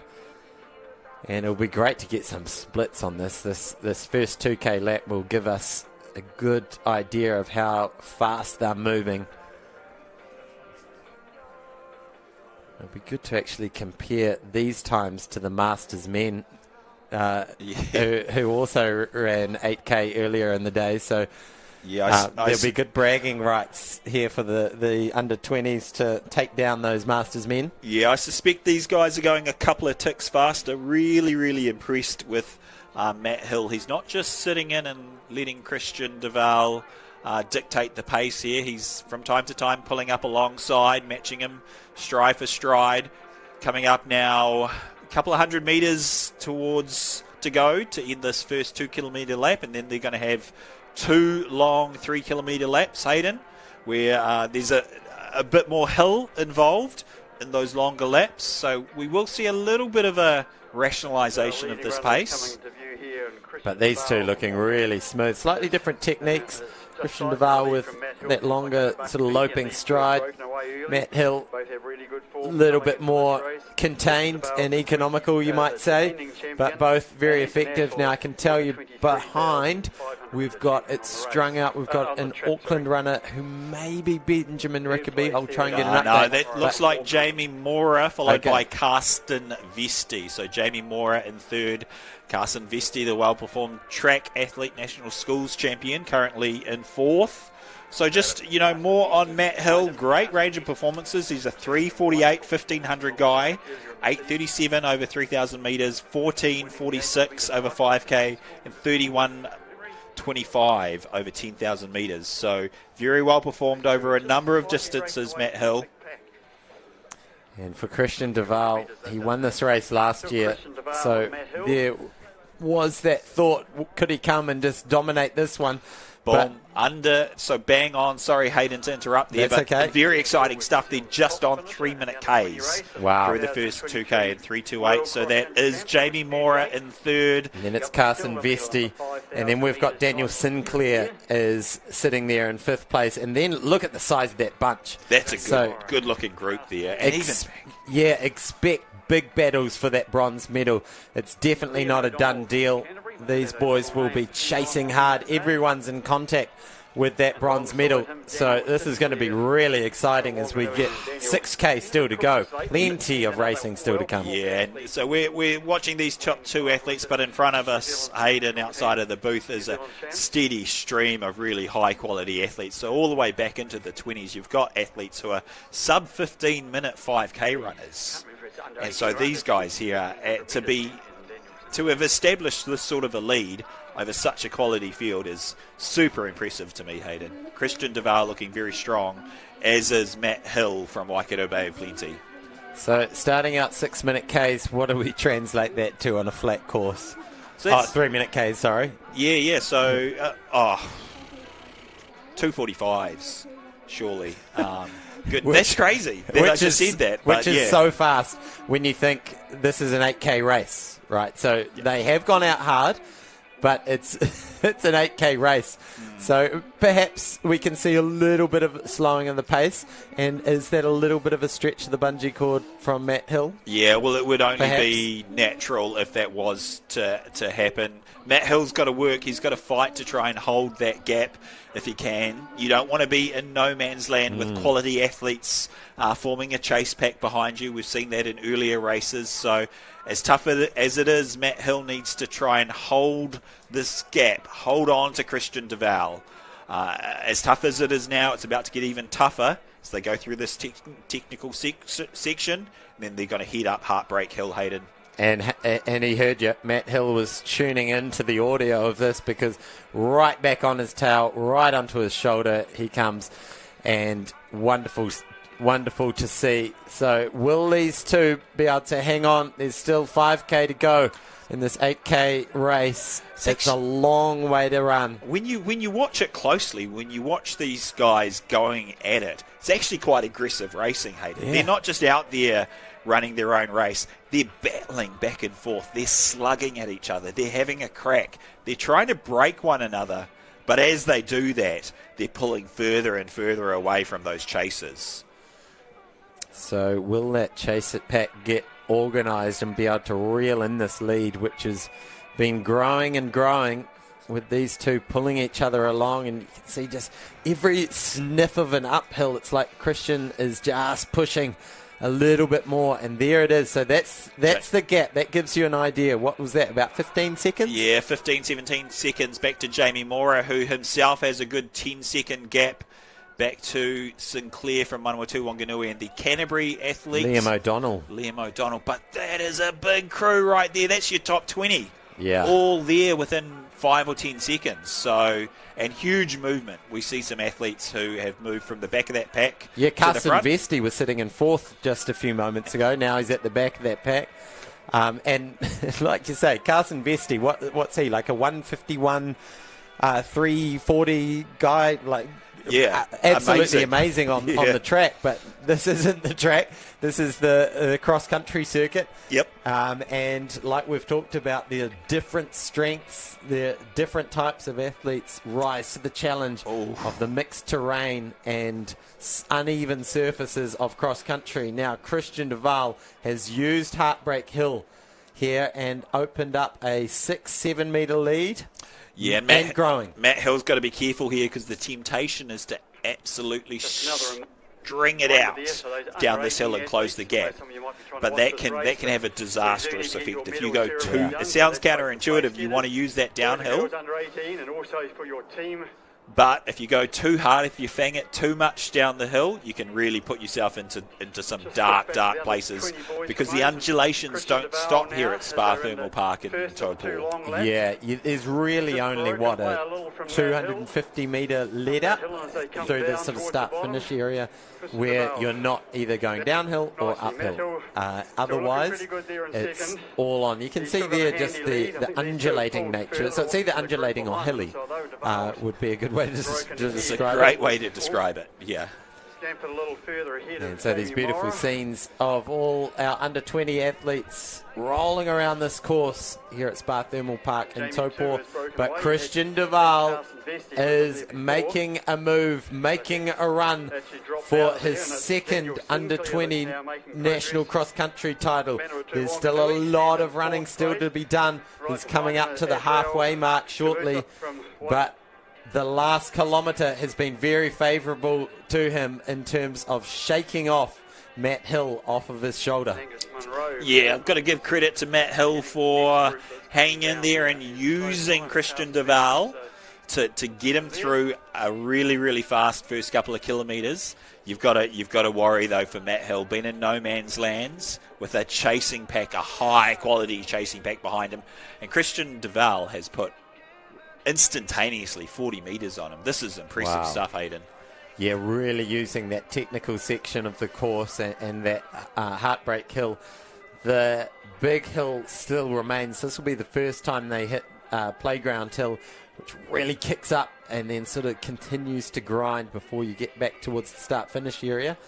So let's see how he attacks this. Remember, he's still got 3K to go after he finishes this lap, so it's a long way. Yeah, and we'll keep an eye on the clock as well, Hayden, through the first 2 kilometres and bang on 6 minutes. Yeah, so we'll get a good 5K split. Yeah. So, look, he won't have held that pace, I'm going to predict, because the longer loop includes more challenging hilly terrain. But we'll see how close he is, because he could be heading for a very, very special time here at Spa Thermal Park in Taupo. I'll have a look what he did last year on this course. So 8K and 25:38. So that's... He's heading for a much faster time than that so far, that's more Hayden. like sort of 3:12 per K, something like that, if my maths roughly does me right. And he started out at 3-minute K. So, yeah, look, it'll be very interesting. Let's see as he comes up to the flatter section, the start-finish area. So let's see what he hits the 5K in. A very steep little pinch. That's got to hurt. That's got to throw a bit of a spanner in the works. Really throw you off your rhythm sometimes, Hayden, those steeper pinches, right? I like them. They can give a nice little break up in the mental, like, just grind of a race when you've got the steep little pinches. Just about to come through, you can focus on, okay, just get up that hill, and then there's another obstacle around the corner. So it can be a good thing mentally, but it's certainly a tough thing on the body. As Christian Duval enters the start-finish area for the second to last time, and he has a very strong lead now. Yeah, and we're hearing the gap from second to third has closed. So Matt Hill struggling a little bit, and Jamie Mora in third is rapidly closing that gap on the Waikato Bay Plenty athletes. Yeah, look at it. There we go. Yeah. Yeah. He's just broken away a little bit. So that's down to about 15 metres or so. But Christian Duval is continuing to move away. And he will now just have to do a 3K tempo run just like I did this morning, except a lot quicker than what I did this morning, to reclaim his national title.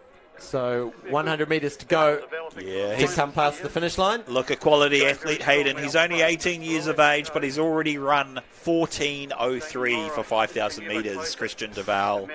Out of Auckland, a member of the Pakuranga Athletic and Harrier Club.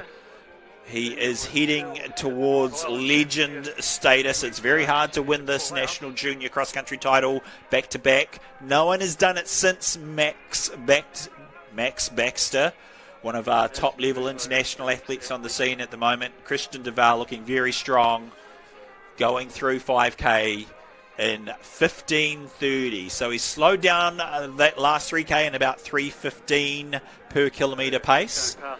Great footage from the drone here at Spa Thermal Park in Taupo, but clicking along, still looking very strong. And Jamie Mora has moved into second, so Auckland 1 and 2 with Matt Hill from Waikato Bay Plenty looking like he's been really strung out, currently sitting in third place. So big moves there from Jamie Mora. Huge change. And so Jamie Mora DNF'd at the World Cross Country Champ, so I'm sure that's sort of weighing on his mind still, and he's going through 30 seconds behind Christian Duval, the man on screen. So it's 30 seconds from first to second. Yeah, and we've got to give a shout out to Coach Nick Kadaya here. coaches, both Christian Duval in first and Jamie Mora in second, not to mention his son Ronan, who's further back, in fact featured in that group there, I do believe, number 73 from Auckland's Ronan Kodaya. So to have 3 athletes in the top 7, pretty good stuff. Great coaching from Nick Kodaya, and Christian Duval just looking dominant at the moment. How about those shoes? Easy to spot. It makes it very helpful. Jamie Mora with the pink shoes on. The diminutive athlete out of Auckland, Jamie Mora. He's a tough competitor. Doesn't quite have the those high-end PBs that Christian Duval has, but I like how he runs. He's a real competitor. Quite an aggressive racer, Jamie Mora. Very entertaining to watch. So 2.5K to go for Christian Duval. There's Daniel Sinclair from Waikato, from Manawatu, Wanganui.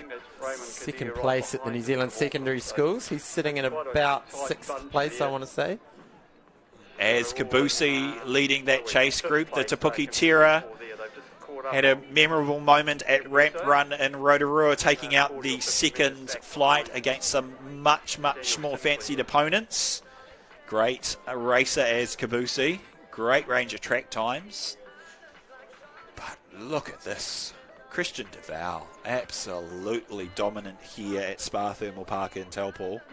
So now it becomes Christian Duval 2023 versus Christian Duval 2022. And we see if he can crack his time from last year. And he's doing pretty good at the moment, with that 31 second lead back to second place. So last year it was 25:38. So he's got to do this final 3K in 10 minutes to break his last time. What do we reckon? I think he's got it. I think it's all day, every day. He's looking very strong. Very, very strong at the moment. Jamie Mora finds himself in second place. He was patient early on, and so far that patience looks like it's paying off, because he has gone past Matt Hill, who ran the first early stages, about 4K, 3K with Christian Duval, and then just had to let Christian go. And Matt Hill, last we saw, was in third place. There he is. Still striding out, looking strong on this little downhill section. He had a bit of a rough patch there. Possibly overextended himself a little bit. Tactical decision to try and hang on to Christian Duval. You've got to give it a good crack, though, Hayden. It was probably worth him experimenting, seeing what he could do. But, you know, it is tough when there's such quality in this field. It's great. I love to see it. Just put yourself out there, give it a whirl. Yeah, and you never know what you've got on the day. Like, we all have those kind of red letter days where everything just goes perfect. Yeah. And, you know, let's be honest, going into this, there's no hotter favourite than Christian Duval. So essentially, I hate to say it, the best you can do when you're racing Christian and he's on form at this venue, you're racing for second. Yeah. Why not give it a real good crack? Absolutely. And this is the beauty of cross country, because we're sort of keeping track of times here, and we're playing this game where we like to see if he's faster this year than last year. But for the athletes, the splits mean zero. It's the placing that you're after and getting the most out of yourself. So it's this quite different element to the track where you're quite focused in on splits and making sure you're not redlining it. This, you're just totally listening to your body. You're running with your heart, and you're really learning to race. And this is the art of the cross country. Yeah, and it's something that a lot of us never truly learn to do. Yeah. You have to concentrate so much, and you have to be on that red line. Really good cross country running is redlining the whole way. But you can't go above that. You've got to be on that knife edge. But if you go beyond it, you can really pop, and we see that with Matt Hill from Waikato Bay Plenty. He pops a little bit. He's recovered now, running well. But Christian Duval, make no mistake, he looks comfortable, but he is redlining. He's pushing as hard as he can. Yeah. It really is an art, just listening to your body and understanding where that red line is. and thinking, okay, I've got 25 minutes of running ahead of me. How do I spread my energy reserves and my mental ability to stay engaged in the game? How do I spread it across those 25 minutes to get the most out of myself? It truly is an art, and he's looking now pretty relaxed. You saw him just grabbing the tape there, just feeling like, yeah, I've got this one. He comes down the hill, so all the downhill in the race is pretty much done. There's now a little rolling section as he comes towards the playground, then a steep, sharp uphill, and then that 400 metres on the flat to the finish. Yeah, very impressive stuff. Christian Duval looking to become the first athlete to win back-to-back under-20 titles since Max Baxter from Taranaki. And goodness me, it's been an absolutely dominant display. He had company for those first couple of kilometres from Matt Hill of the Waikato Bay Plenty region, but it's been a lonely last 6 kilometres for Christian Duval, but I imagine that's something he's gotten used to in this dominant career he's had as a junior cross-country athlete here in New Zealand. And we talked about the feeling of that adrenaline rush you get when you're passing someone or in the lead.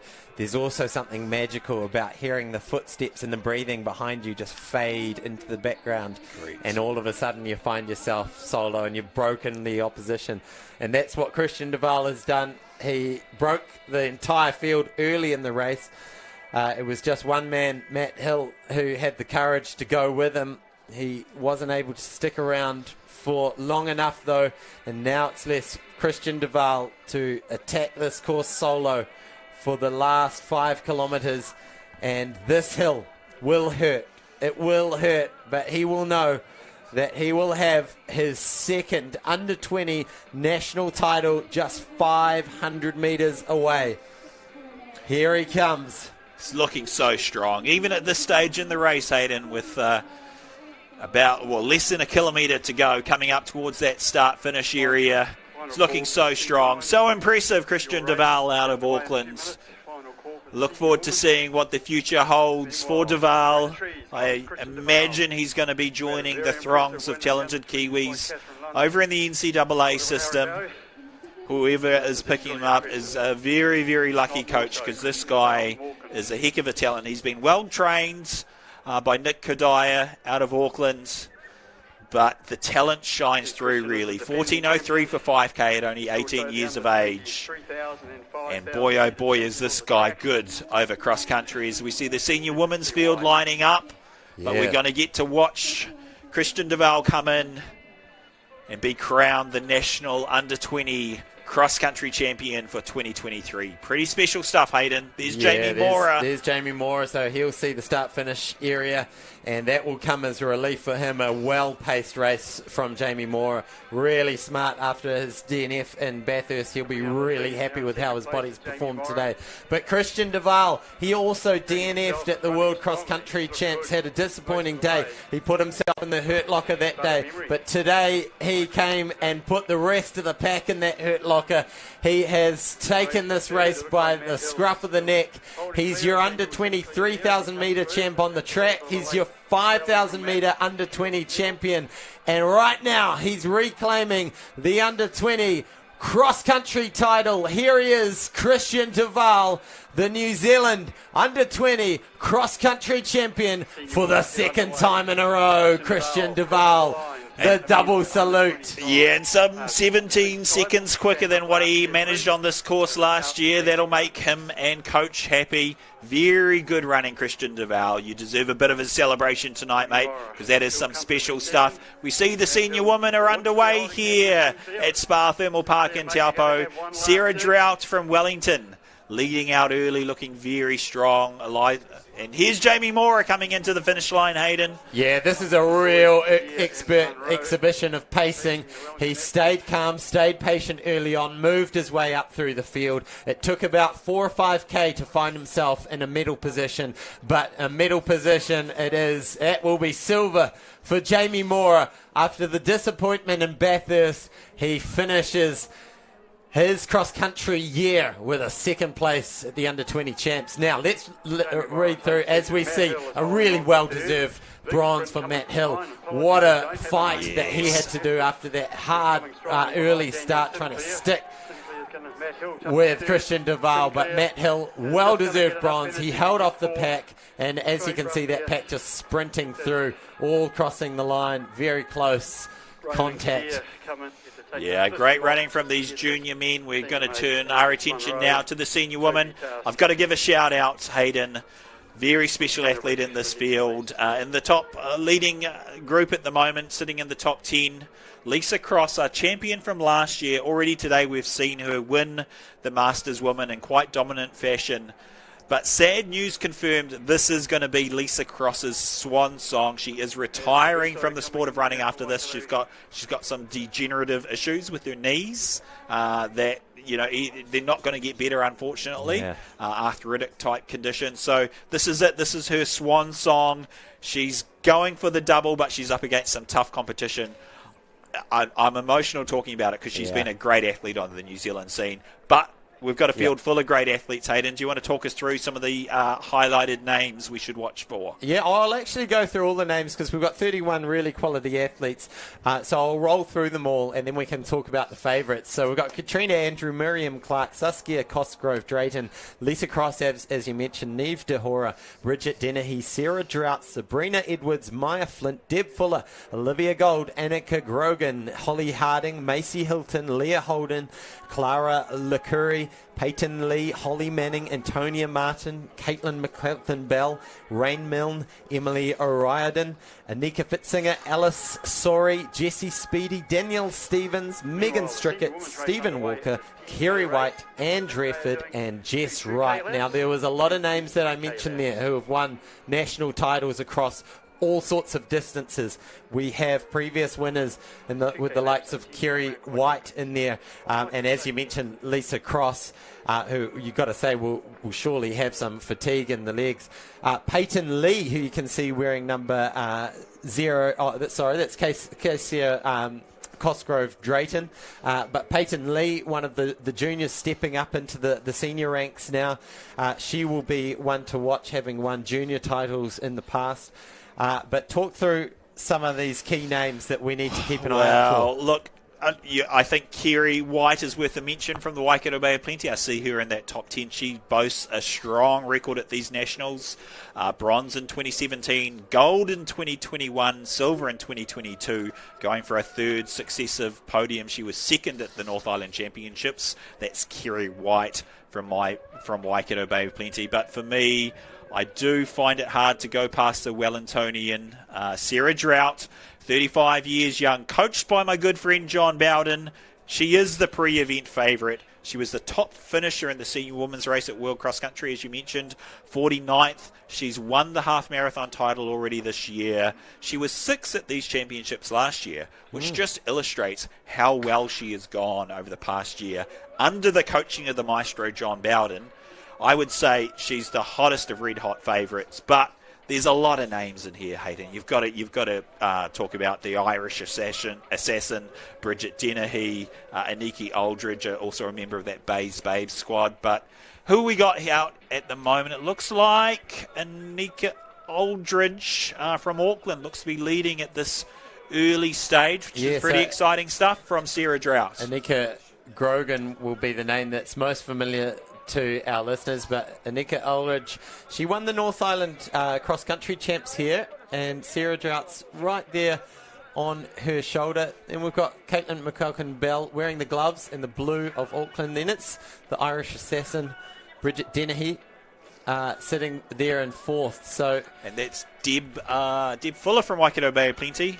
Just check that name. Deb Fuller, Waikato Bay of Plenty. She's the current Waikato Bay of Plenty cross-country champion, and is in good form. Won a bronze at the recent half marathon championships in Wellington. So, goodness me, I've got to talk about Caitlin McQuelkin-Bell. I find her quite an exciting athlete. She was 4th at the 2022 cross-country championships. She's based in Australia, coached by former world cross-country champion Benita Willis, better known as a steeplechaser, but a very, very well-performed cross-country runner. Went to the University of Florida, in Florida, United States. She's wearing the gloves at the top of the screen in the blue Auckland uniform. Member of the University of Auckland club. I think, no disrespect to that club, but might be the only member under the age of 30. So great to see her running for the University of Auckland club and proudly representing the Auckland Centre here today. So it is 8 athletes who are leading the charge with those 3 right at the front.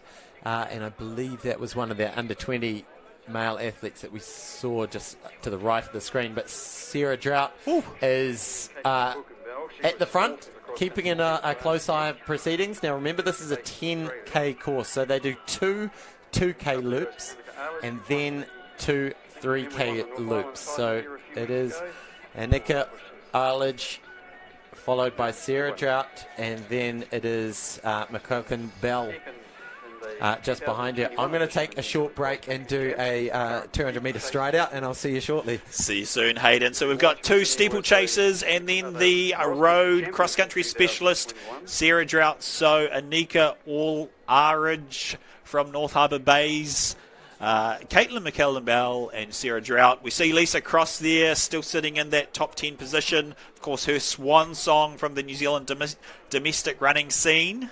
So we'll be cheering for her. Great footage there of Macy Hilton, who's on a break from Southern Methodist University in the States. Deep field here at the Athletics New Zealand Cross Country Championships, and some great drone footage here at Spa Thermal Park in Taupo.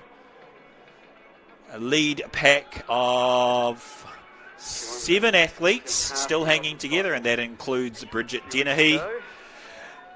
Official results in the Junior Men's 8,000 metre championship. A dominant win, Christian Duval out of Auckland in 25.17. His teammate, Jamie Mora, also a squad mate, in second, making it an Auckland 1-2. And Matt Hill hanging on for a well-deserved bronze medal.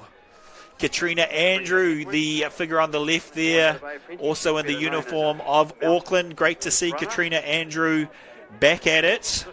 In 2017, she won the national 10,000 metre silver, and in 2019 claimed the New Zealand road title. She had a long, tough road back to the top, so it's great to see her performing at this level. 2 Waikato Bay Plenty athletes, that's Deb Fuller and Kerry White, rounding out your top 7. So Bridget Dennehy, Anika Arledge, Caitlin McKellen-Bell, Sarah Drought, Katrina Andrew. See 111 in her North Harbour Bays uniform, Bridget Dennehy, the national 1 mile road champion. That is a very high quality top 7 right there. Tough to pick a favourite at this stage. So 2 2-kilometre laps, followed by 2 longer 3-kilometre laps. So these 2-kilometre laps, little less hilly than the 3-kilometre laps, so you'll see these ladies take advantage of that with a slightly faster start as they go over the double hurdles through the technical section. Sarah Drought now from Wellington, under instructions from Coach John Bowden to see how she feels, but if she feels good, to push the pace, which is probably not bad advice given the track speed of some of these ladies in this top 7, particularly Bridget Dennehy and Caitlin McKellen-Bell. Very well performed in the track.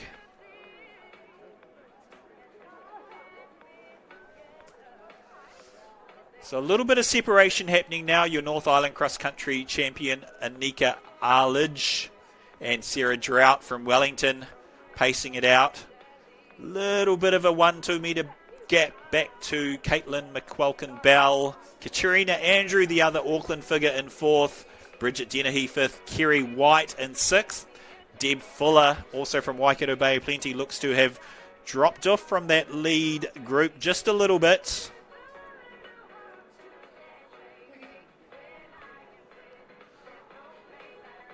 Pretty good hurdling technique from these ladies through that technical little part of the course. Lisa Cross in 8th at the moment, alongside Anika Fitzinger from Tasman. Anika Fitzinger, a former national half marathon champion. as they head up Heartbreak Hill here at Spa Thermal Park in Taupo. Sarah Drought now beginning to string them out a little bit. Looks like even a little gap opening up between her and Anika Aldridge as they cut across, of course, in their second 2 kilometre lap. And Sarah Drought looking very strong. 49th at World Cross Country Championships recently held in Bathurst, Australia. Bit of a surprise performance perhaps to everyone besides her and coach John Bowden, who plotted out a course to those World Championships, really focused in on them, did all of the preparation. It's a very, very meritorious finish, particularly for someone who's a mother and works full-time. So these athletes will avoid the Riverview Hill and head straight to Playground Hill. We see now a bit of a gap opening up to the chasers, Katrina Andrew and Caitlin McQuillan-Bell. Yes, Sarah Drought putting in the work on these hilly sections. Anika Arledge, though, hanging tough at this stage. Definitely letting the bungee cord stretch but not snap. She'll want to hang on as long as she can. But Sarah Drought is coming into this race something of a favourite. The Wellingtonian looking very impressive in these early stages. Now, what have I missed, Hamish? Stepped out of the room and there's been some drama. Yeah, look, Sarah Drought from Wellington making the most of Heartbreak Hill, putting the hurt on these athletes. She was under instructions from Coach John Bowden to make sure to work them hard and try and build a bit of a lead early if she felt good. And obviously, she's feeling very comfortable out there today. Chasing her, two Aucklanders, Anika Arledge and Caitlin McQuillan-Bell. So interestingly, the national steeplechase champion and then the specialist steeplechaser while she was at the University of Florida. Actually, in fact, it's Katrina Andrew, the 2019 road champion, who was in third. So Auckland 2-3. Katrina Andrew, a real talent in our sport. She's had a bad run with injuries. I can't put a number on it, but she's had numerous stress fractures, so she's never really had the ability to get going. It's actually a bit of a dark horse coming into this, Katrina Andrew. No one doubts her talent. Yeah. If she's been able to get the consistent work in, she's a chance to really challenge Sarah Drought here. When she was at secondary schools, she took all 3 medals. So Sarah Drought, she's got about a 25-metre lead at the moment. Still early stages, so this will be coming up to 4K completed. And they've still got, it's a 10K race. It's a long way. So they've still got the 2 big 3K laps to go. So still plenty more drama to unfold here. Yeah, and these hills are going to be so important. Like, who is strong enough to run these hills? Who's going to slow down the least on these challenging up and downhill portions? So Katrina Andrew leading, Anika Arledge, Auckland 2 and 3 and 4 with Caitlin McQuillan-Bell. There's Kerry White, former champion in this event.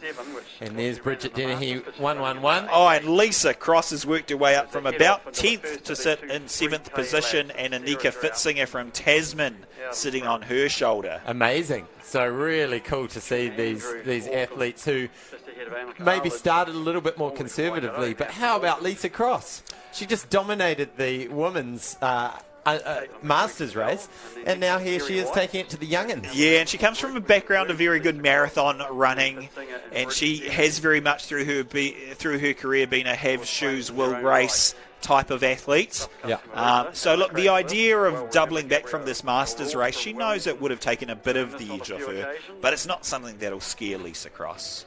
Now, I think one distinct advantage that Sarah Drought has here, I know, well, I'm pretty sure at least one of her kids is here. They're probably at the playground, which is the perfect place where you want the family cheering you on, right? So put the kids on the playground. their job is to cheer on Mum up that hill. Yeah, well, she'll have a lot of support out here today, Sarah Drought. She's a well-liked member of the Wellington running community, and she's a bit of a Cinderella story, let's be honest, Hayden. Her improvement over the past year, from 6th last year to now leading this race, 49th at World Cross Country. We'll keep talking about it because it's very special. What a story. It's incredible. And it goes to show, you know, everyone is following their own journey. Don't buy into what other people say you can and can't do in this sport, because there would have been lots of people.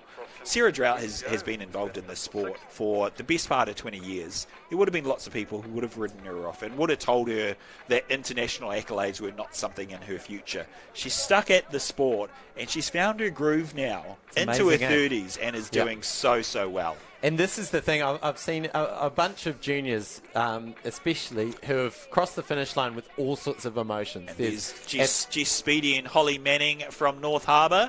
That's in about 9th and 10th at the moment, so those athletes looking very strong. So you have absolute elation that the race went well and you exceeded expectations. And then you have these athletes who, you know, heartbreak. You know, there are tears at the finish line. The race went terribly. But having that long-term perspective that the likes of Lisa Cross and Sarah Drought can communicate to these young athletes, like, you've got 20 years at least still in the sport of endurance running, so absolutely. you don't need to panic. You will have bad races, but if you stick at it, you'll also have lots and lots of great races as well. Absolutely. And it is something with younger athletes. They do tend to be in a bit of a hurry, and they want success. They want it yesterday. So it is a great lesson. Be patient, enjoy your time in the sport, and you can be involved in the sport for a very long time. We had Neve DeHora there and Miriam Clark running with Clara Lacourie, and Sarah Drought looking so comfortable, so composed.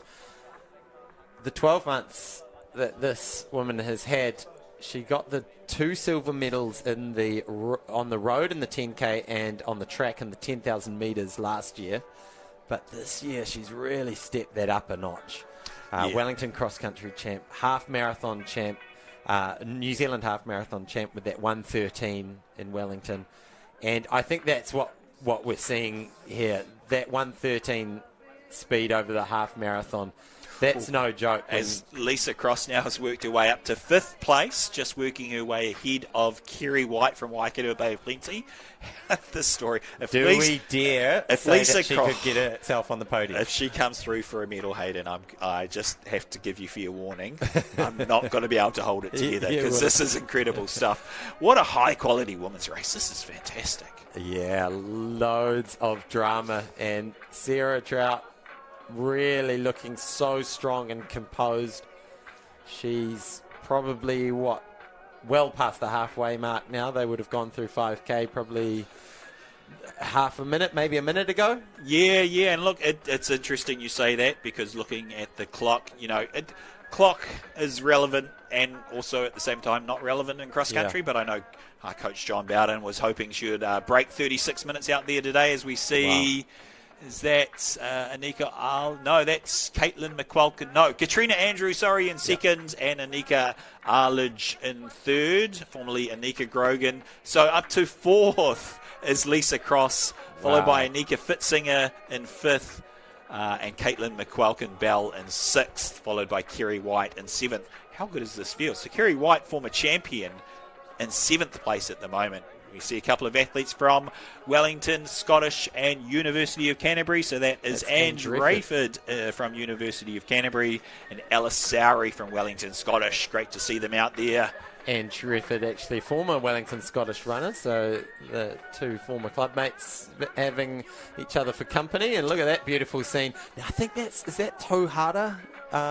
In the background, it sure is. It's quite a significant wanga to the local iwi. I've been lucky enough to run up there a couple of times. I was wondering if there's good trails up there. I wouldn't say good trails. Okay. Interesting trails. In fact, the second time I went up, I got horribly lost and had to be rescued by a logger. Okay. So there's a bit of a story. I won't go into it. But yeah, Very, very, look, Good views. Taupo, what views can at you the say? top. What a beautiful place it is to Yeah. live, work and play. We've got to say thank you again to our friends at Taupo District Council for their support of this event. We love bringing this event here. We hope we can come back in the future just quietly.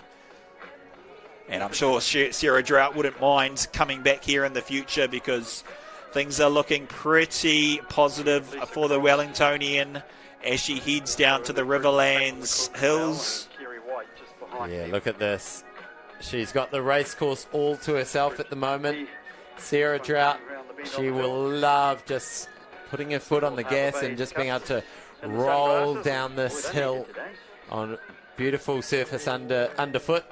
There's no moisture on the grass to speak of. The frost has melted away, and it's a nice, well-drained surface here with the pumicy soil, which just helps to keep this cross-country track pristine all winter long. Yeah, and she's actually built up her lead through that Heartbreak Hill section. It looks like it's at least a 50-metre lead over Katrina Andrew from Auckland. Look at that view out of the Waikato River. It spills out of Lake Taupo and heads down to the Hooker Falls, which is just a couple of bends further on down that river. Yeah, Nika Arledge is still in third, and it looks like a good group of three battling it out for fourth, fifth and sixth at the moment. But picture postcard, beautiful scenes here in Taupo, Hayden. So what are we saying? 70 metres back to second and third, and then another 40 metres to fourth, fifth, sixth? Yeah, something like that. Yeah, looks like that. And actually, back to seventh is not a substantial gap either. That would be Deb Fuller from Waikato Bay of Plenty. So this top seven have really shown themselves out, looking very, very good at the moment. Impressive stuff from Lisa Cross. Don't count out Lisa Cross. This is really, let's just say those first 4 kilometres were part of her warm down from winning the National Masters title. Now she's warming up again.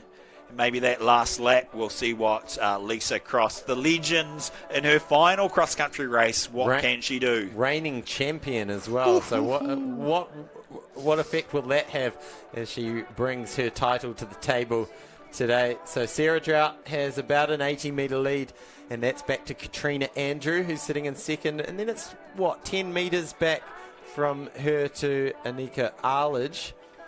And then it's Lisa Cross, Deb Fuller, Caitlin McCaughton-Bell, and Anika Fitzinger. Yeah, Anika Arledge, part of that Babes setup.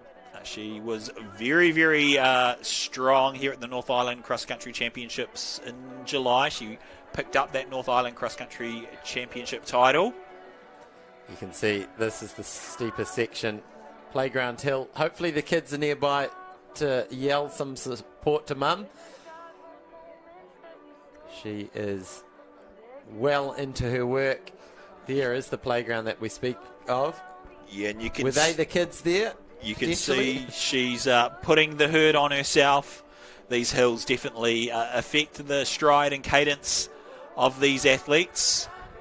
But as now she gets back to a flatter section, you see her open up that stride, looking very strong again, Sarah Drought.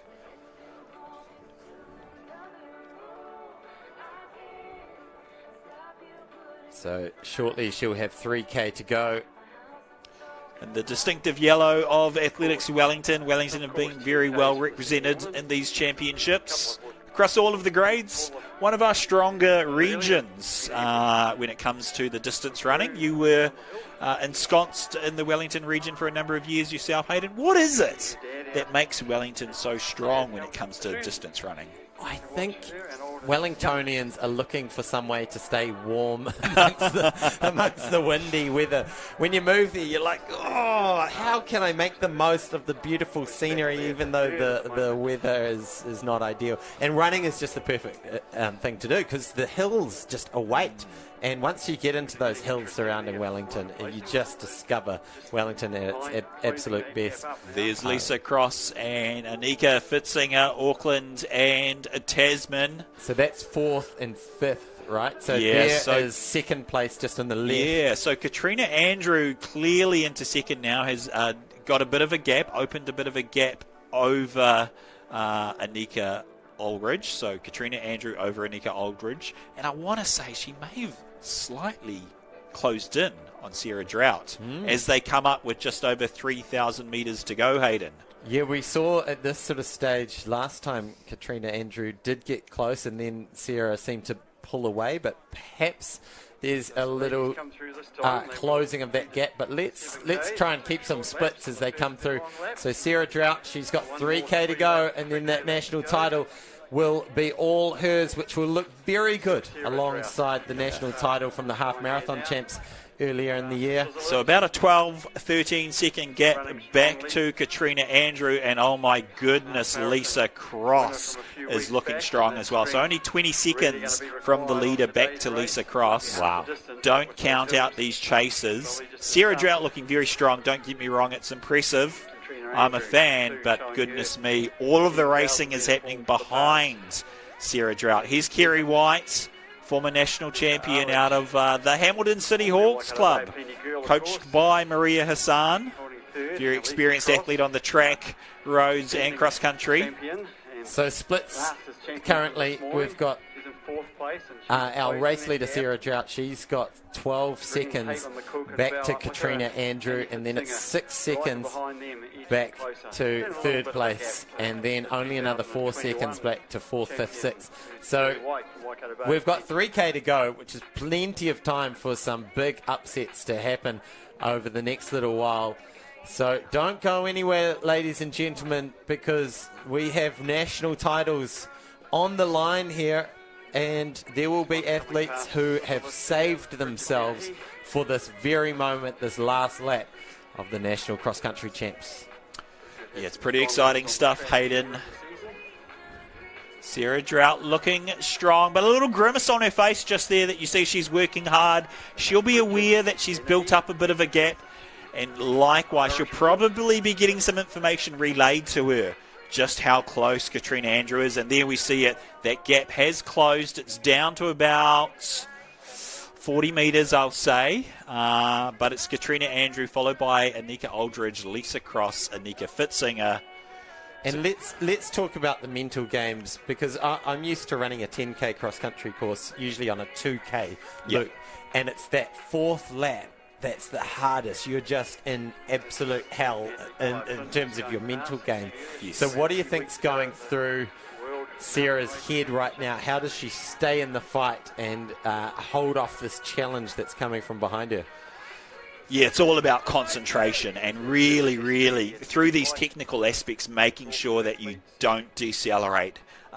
She's going to work hard. She's going to be redlining, but it's really that concentration to hold the speed through the technical elements, because that's where you can just leak seconds. Yeah. And an aggressive athlete who's chasing, they're going to have no problem with that concentration, because they've got someone they're aiming for in front. They're racing aggressively. Yeah. You're tired, you're out front, you're hanging on. So it's tough work. Katrina Andrew, we see there in seconds. So it's 15, 20 metres back to third place, and that's Anika Aldridge. And Lisa Cross now moves into fourth, only 10 metres back from Anika Aldridge. So, my goodness, Hayden, this is going to be an exciting last few kilometres. But Sarah Drought looks pretty comfortable through these technical elements. Again, the grimace on her face. She's coming up to the hurdle. I wonder if she's got a little niggle or something there, and maybe just stepping strangely on it. Or it could just be the fact that everyone at this stage in a 10K cross country is in a world of hurt, and it's just pure determination that allows the body to keep going here. So I should have got a split on that, but let's have a look. The way that you attack these hurdles gives away a lot about the intention that you're coming to this final stages. And I want to say that was not the hurdle of someone who's chasing first. Yeah, look, if Katrina Andrew is to have any chance of reining in Sarah Drought, she's got to make up some significant ground on Heartbreak Hill, both on the up and the down. But having said that, there's quality athletes behind her. There's Anika Aldridge and Lisa Cross. Kerry White steepling nicely. Very, very good stuff on the last lap. So is that Lisa Cross down the left there? Boy, this is going to get really close. It's going to be so interesting how these last couple of K McQuelkin Bella's in there. Annie Fitzinger is in there. So there's Sarah Drought on the top right-hand corner in the middle of your screen. That is Katrina Andrew, and then McQuilkin. No, I still think it's still Anika Arledge Yeah. in third. Still Anika, who will still be smiling. She's always smiling. And there's Caitlin McQuilkin-Bell and Lisa Cross in fourth and fifth. Just on the left. So stalking that last medal spot. There's only 3 medals up for grabs today, Hayden. I'm going to say those medals are going to be decided, particularly first and second will be decided on this downhill. Yeah. The bronze will come down to the final playground hill. So let's see. As we see, you can see Sarah Drought has really put the hurt on herself. Totally decelerated at the peak of that hill there, and now she's winding it out. Trying to get as much free speed as she can down this hill. Trying to pull away.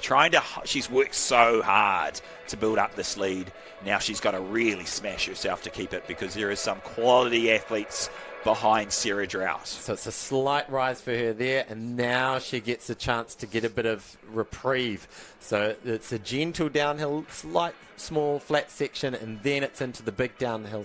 And that will hopefully, for Sarah, recharge the batteries, because at this stage, she will maybe not be able to hear the footfalls, but certainly hear the clapping and the cheering for Katrina Andrew not too far behind her. So she'll be aware of how close it is. I'm sure there'll be people yelling at her. 50 metres, 60 metres. Oh, I'm getting excited, Hayden, because Sarah Drought, she's run amazingly well to build up this lead. But there's still a lot of racing to go, and these are the so-called minor medals, silver and bronze, totally up for grabs. And there's some amazing, amazing women battling out for these medals. Sarah Drought, speak of amazing. How impressive has this been? It has been really impressive to take it out quite early and really string out the field. But she's just looked like she's been calm and collected. It's really only the last kilometre and a half that we've seen some grimaces. We've seen maybe a bit of slowing up on the hills, slowing of the cadence. But this will give us a good idea. How does she treat this hill? Does she allow gravity to take her and give her speed, or does she hold back a little? And we see her passing a couple of lapped athletes here, and great to see the sportsmanship of those athletes holding to the left. So Sarah Drought can have a clear racing line. Looking very strong through the Riverlands hills. Looking pretty good, you've got to say. She really made the most of that speed. Now, behind her, Katrina Andrew and Anika Arledge coming up as well. So Anika, it looks like coming up onto the shoulder potentially of Katrina Andrew. That gap has definitely closed from a lap ago. I don't know if they can close that though, Hayden, but second and third, very close racing.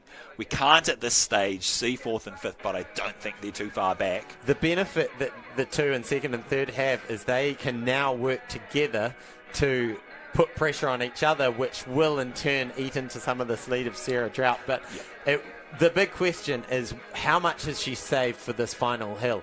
What's the toll on her body taken from the last 9.5 kilometres? Because look, second and third have come together. And fourth, fifth and sixth, all there together. Lisa Cross, after winning the Masters Women, is back and within a shot with 600 metres to go of a medal in the senior women's. Remember, she was the national senior champ last year, but the quality of the field has stepped up a notch since then.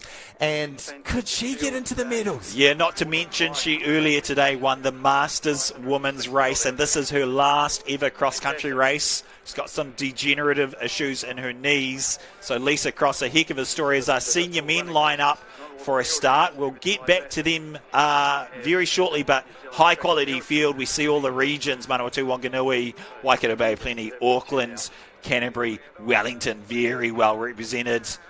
Down for a start. Oh, not. We'll get a retake on that one. Yeah, interesting stuff. But great to see all the regions represented here in a high quality senior men's race. We'll talk about this field because it is very exciting also, Hayden. But as soon as they're underway, we're going to get to focus on these senior women who are coming up for what will be a very thrilling finish. And underway. And the senior men's for the New Zealand cross-country champs. But the senior women's, look how close this is. We're on the final hill. Sarah Drought is grimacing. She is hurting. And Katrina Andrew is making up plenty of ground. Oh, she looks like she's really hit a wall here, Hayden. It's going to come down to who wants it the most. Sarah Drought has really suffered over Playground Hill. Oh, my goodness. Arledge, Anika Grogan formerly has made up plenty of ground. That gap Can she hang on? It's down to 10 metres. Sarah Drought is opening up again. What does Arledge have? Arledge has got a bit more track speed. Can she bring it home and cause the upset here? Sarah Drought, still 10 metres at this stage. We don't know where Katrina Andrew is, but Anika Arledge, North Harbour Bays, Auckland, coached by Paul Hamlin. She's closing the gap, Hayden. She's closing the gap. She's the North Island cross-country champ. She won here just a few weeks ago, so she knows what it feels like. Here it is. This is the big moment. Here's the Sarah pass. Respond? Oh, my God. She moves past into the lead for the first time in 9 3/4 of a kilometre. Heartbreaking stuff for Sarah Drought here. She's run so strongly, but Anika Arledge has smashed this last kilometre, Hayden. Behind her, Anika Fitzinger has moved into third. So, boy, oh boy, have we had some drama over the last kilometre. Anika Arledge, what a pace judgment we've seen over this last 10K. And look, Anika Fitzinger could come up round into silver. Fitzy looking Sarah, strong. can she hold on? But it is all about Anika Arledge. What a finish up Playground Hill. She timed her run to absolute perfection. Anika Fitzinger is going to round into second place. Her dad, Pete Fitzinger, will be very proud of this moment. But Anika Arledge, take a bow. What a run. What a timed finish. Anika Arledge is your New Zealand cross-country senior women's champion here at Spa Park. Anika Fitzinger in second. Anika Arledge takes the crown. Anika Fitzinger in second. Punch in the fist and a well-deserved, gutsy, absolute, determined finish for Sarah Drought. She's totally run herself out there, Sarah Drought. Caitlin McQuelkin-Bell takes fourth. Lisa Cross in her final race, take a bow. Top five. Top five, amazing performance. Katrina Andrew fades all the way back to sixth, but great to see her back running so well on the national scene. Oh, my God, That Hayden. look from Katrina Andrew was what just happened over the last kilometre. What a race. Oh, my goodness. What a race. A race.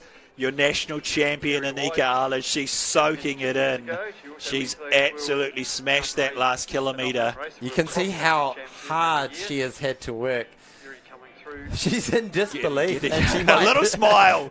Great to see. It's just hit. It's just hit. Oh, my gosh, Hayden. That is what it's all about. That's one of the all-time finishes that we've ever seen. Here's the pass here with about 300 metres to go. Sarah Drought looks to her left. She really, really ran herself all the way out. Huge heart from Sarah Drought today to go out there and smash this event. But Anika Arledge, your national steeplechase champion, is now your national cross-country champion. Incredible race. Amazing racing from these women. And how good is it to see the narratives today, the comebacks from Anika Fitzinger. Hasn't really been on the scene since winning a national half marathon title in 2019. The comeback from Katrina Andrew, your former national road champion in 2019. They've been through the dark lands and now they're back at the top of the national scene. We've got to focus on this men's race now, Hayden. If it can be half as good as this women's race, we're going to have a fitting finale today. Yeah. You are so right. Now, this is a big field, so I won't read through all the names. We'll have to stick with our picks that we've circled. First off the ranks for me is Cameron Avery.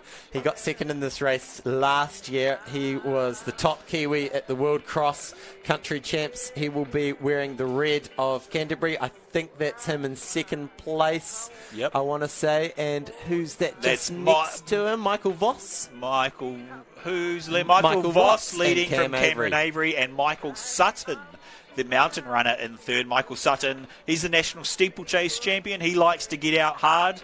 but it's good to see Voss, the local, the Rotorua Marathon winner, the marathon, half marathon specialist, stringing these boys out at the moment. We've got to talk about Cameron Avery. Off the back of a 47th at World Cross Country, he went on to run Gold Coast half marathon 62.50. That's a quality time. That's one of the fastest Kiwis ever. Fifth all time, I think it is. Fifth all time, and I can tell you, I had a little chat to Coach Chris Ballone earlier today. He's got a marathon in his sights for later in the year. Maybe Shanghai and China. Lots of points available to try and make a world championship team in the future.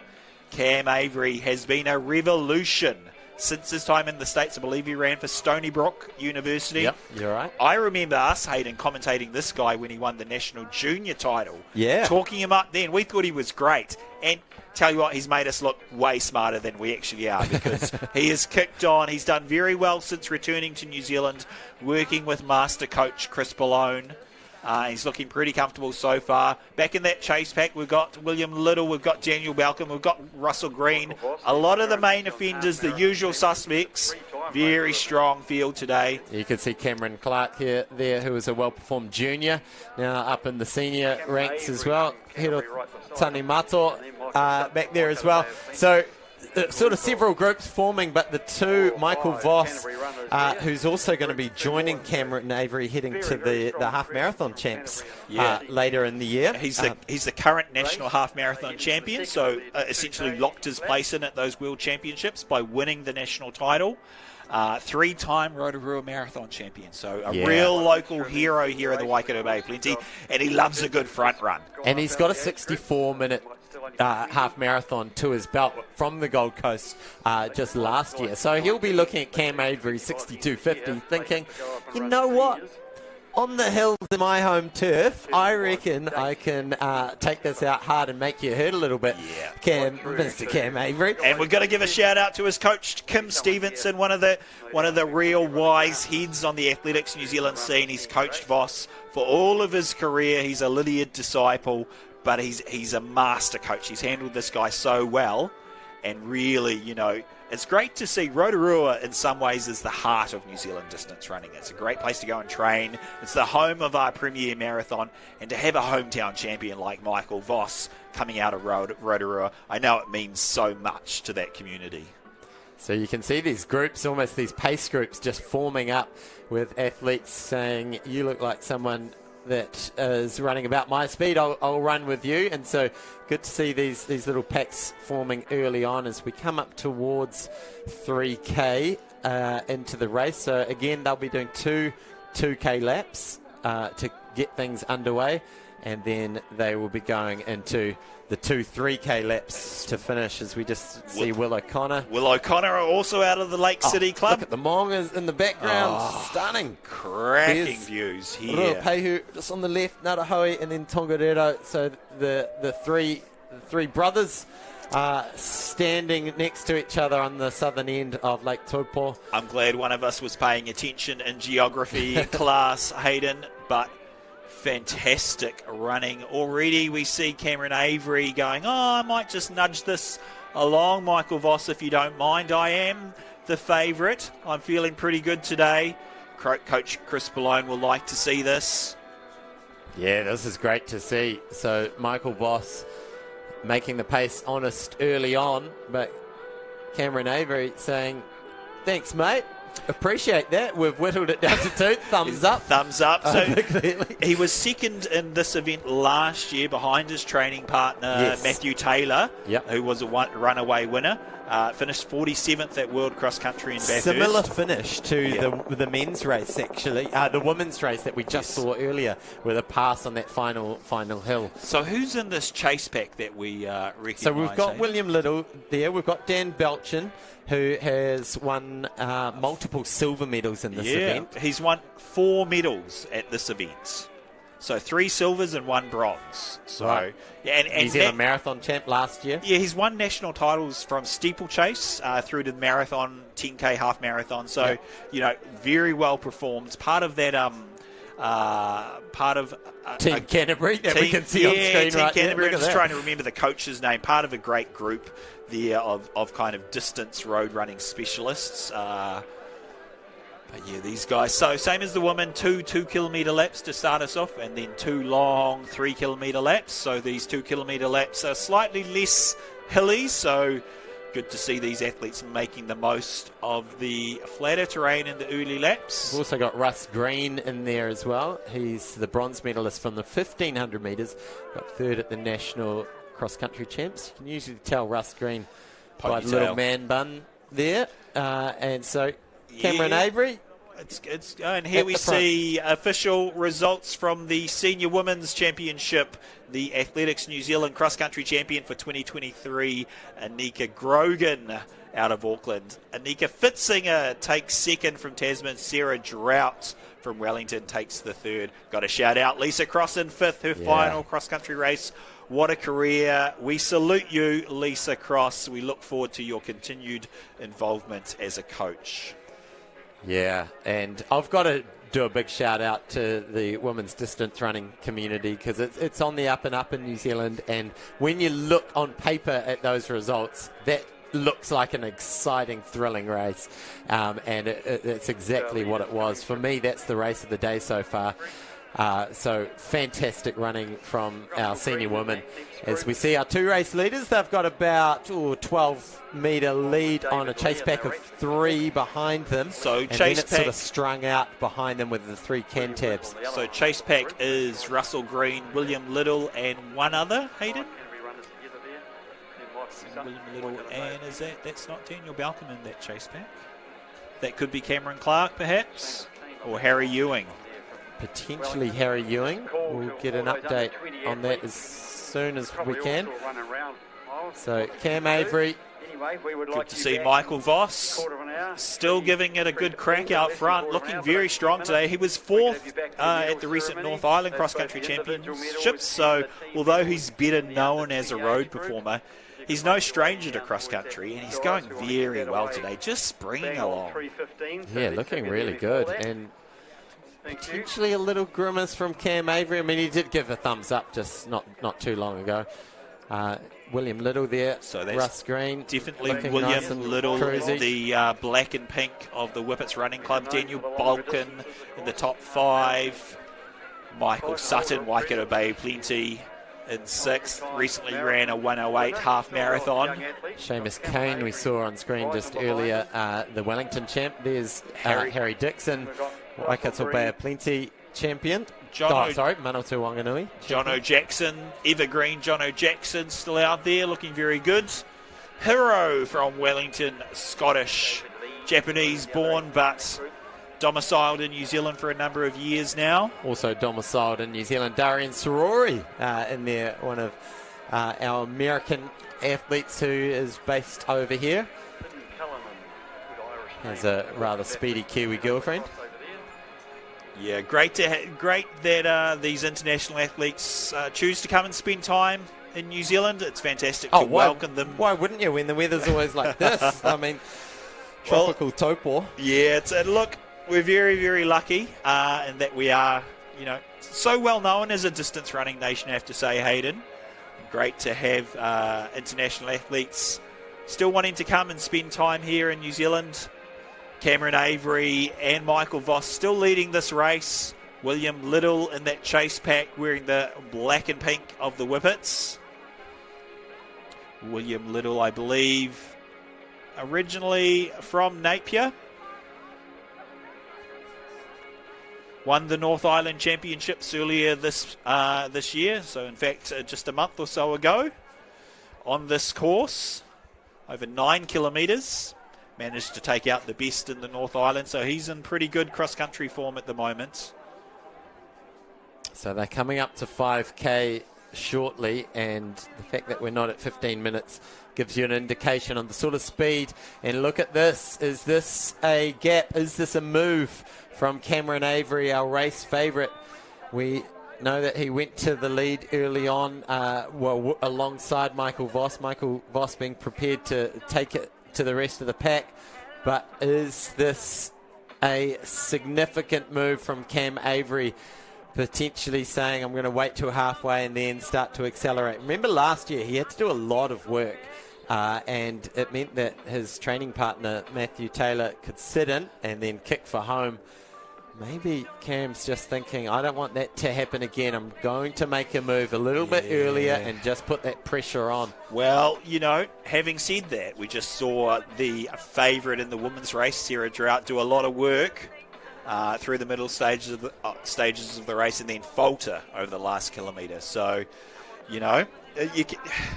This is the beauty of cross-country racing. It is. As these three in the bronze medal battle at this early stage in the competition go over the barrier. So that is David Lee, William Little and Russ Green. So the two Cantabs with the Whippets runner, William Little, who is based in Auckland or Christchurch. Do you know? I'm going to guess Auckland because it was the North Island champion. Yep. Of course, Whippets with sort of two chapters to their club, one in the South Island and one in the North Island.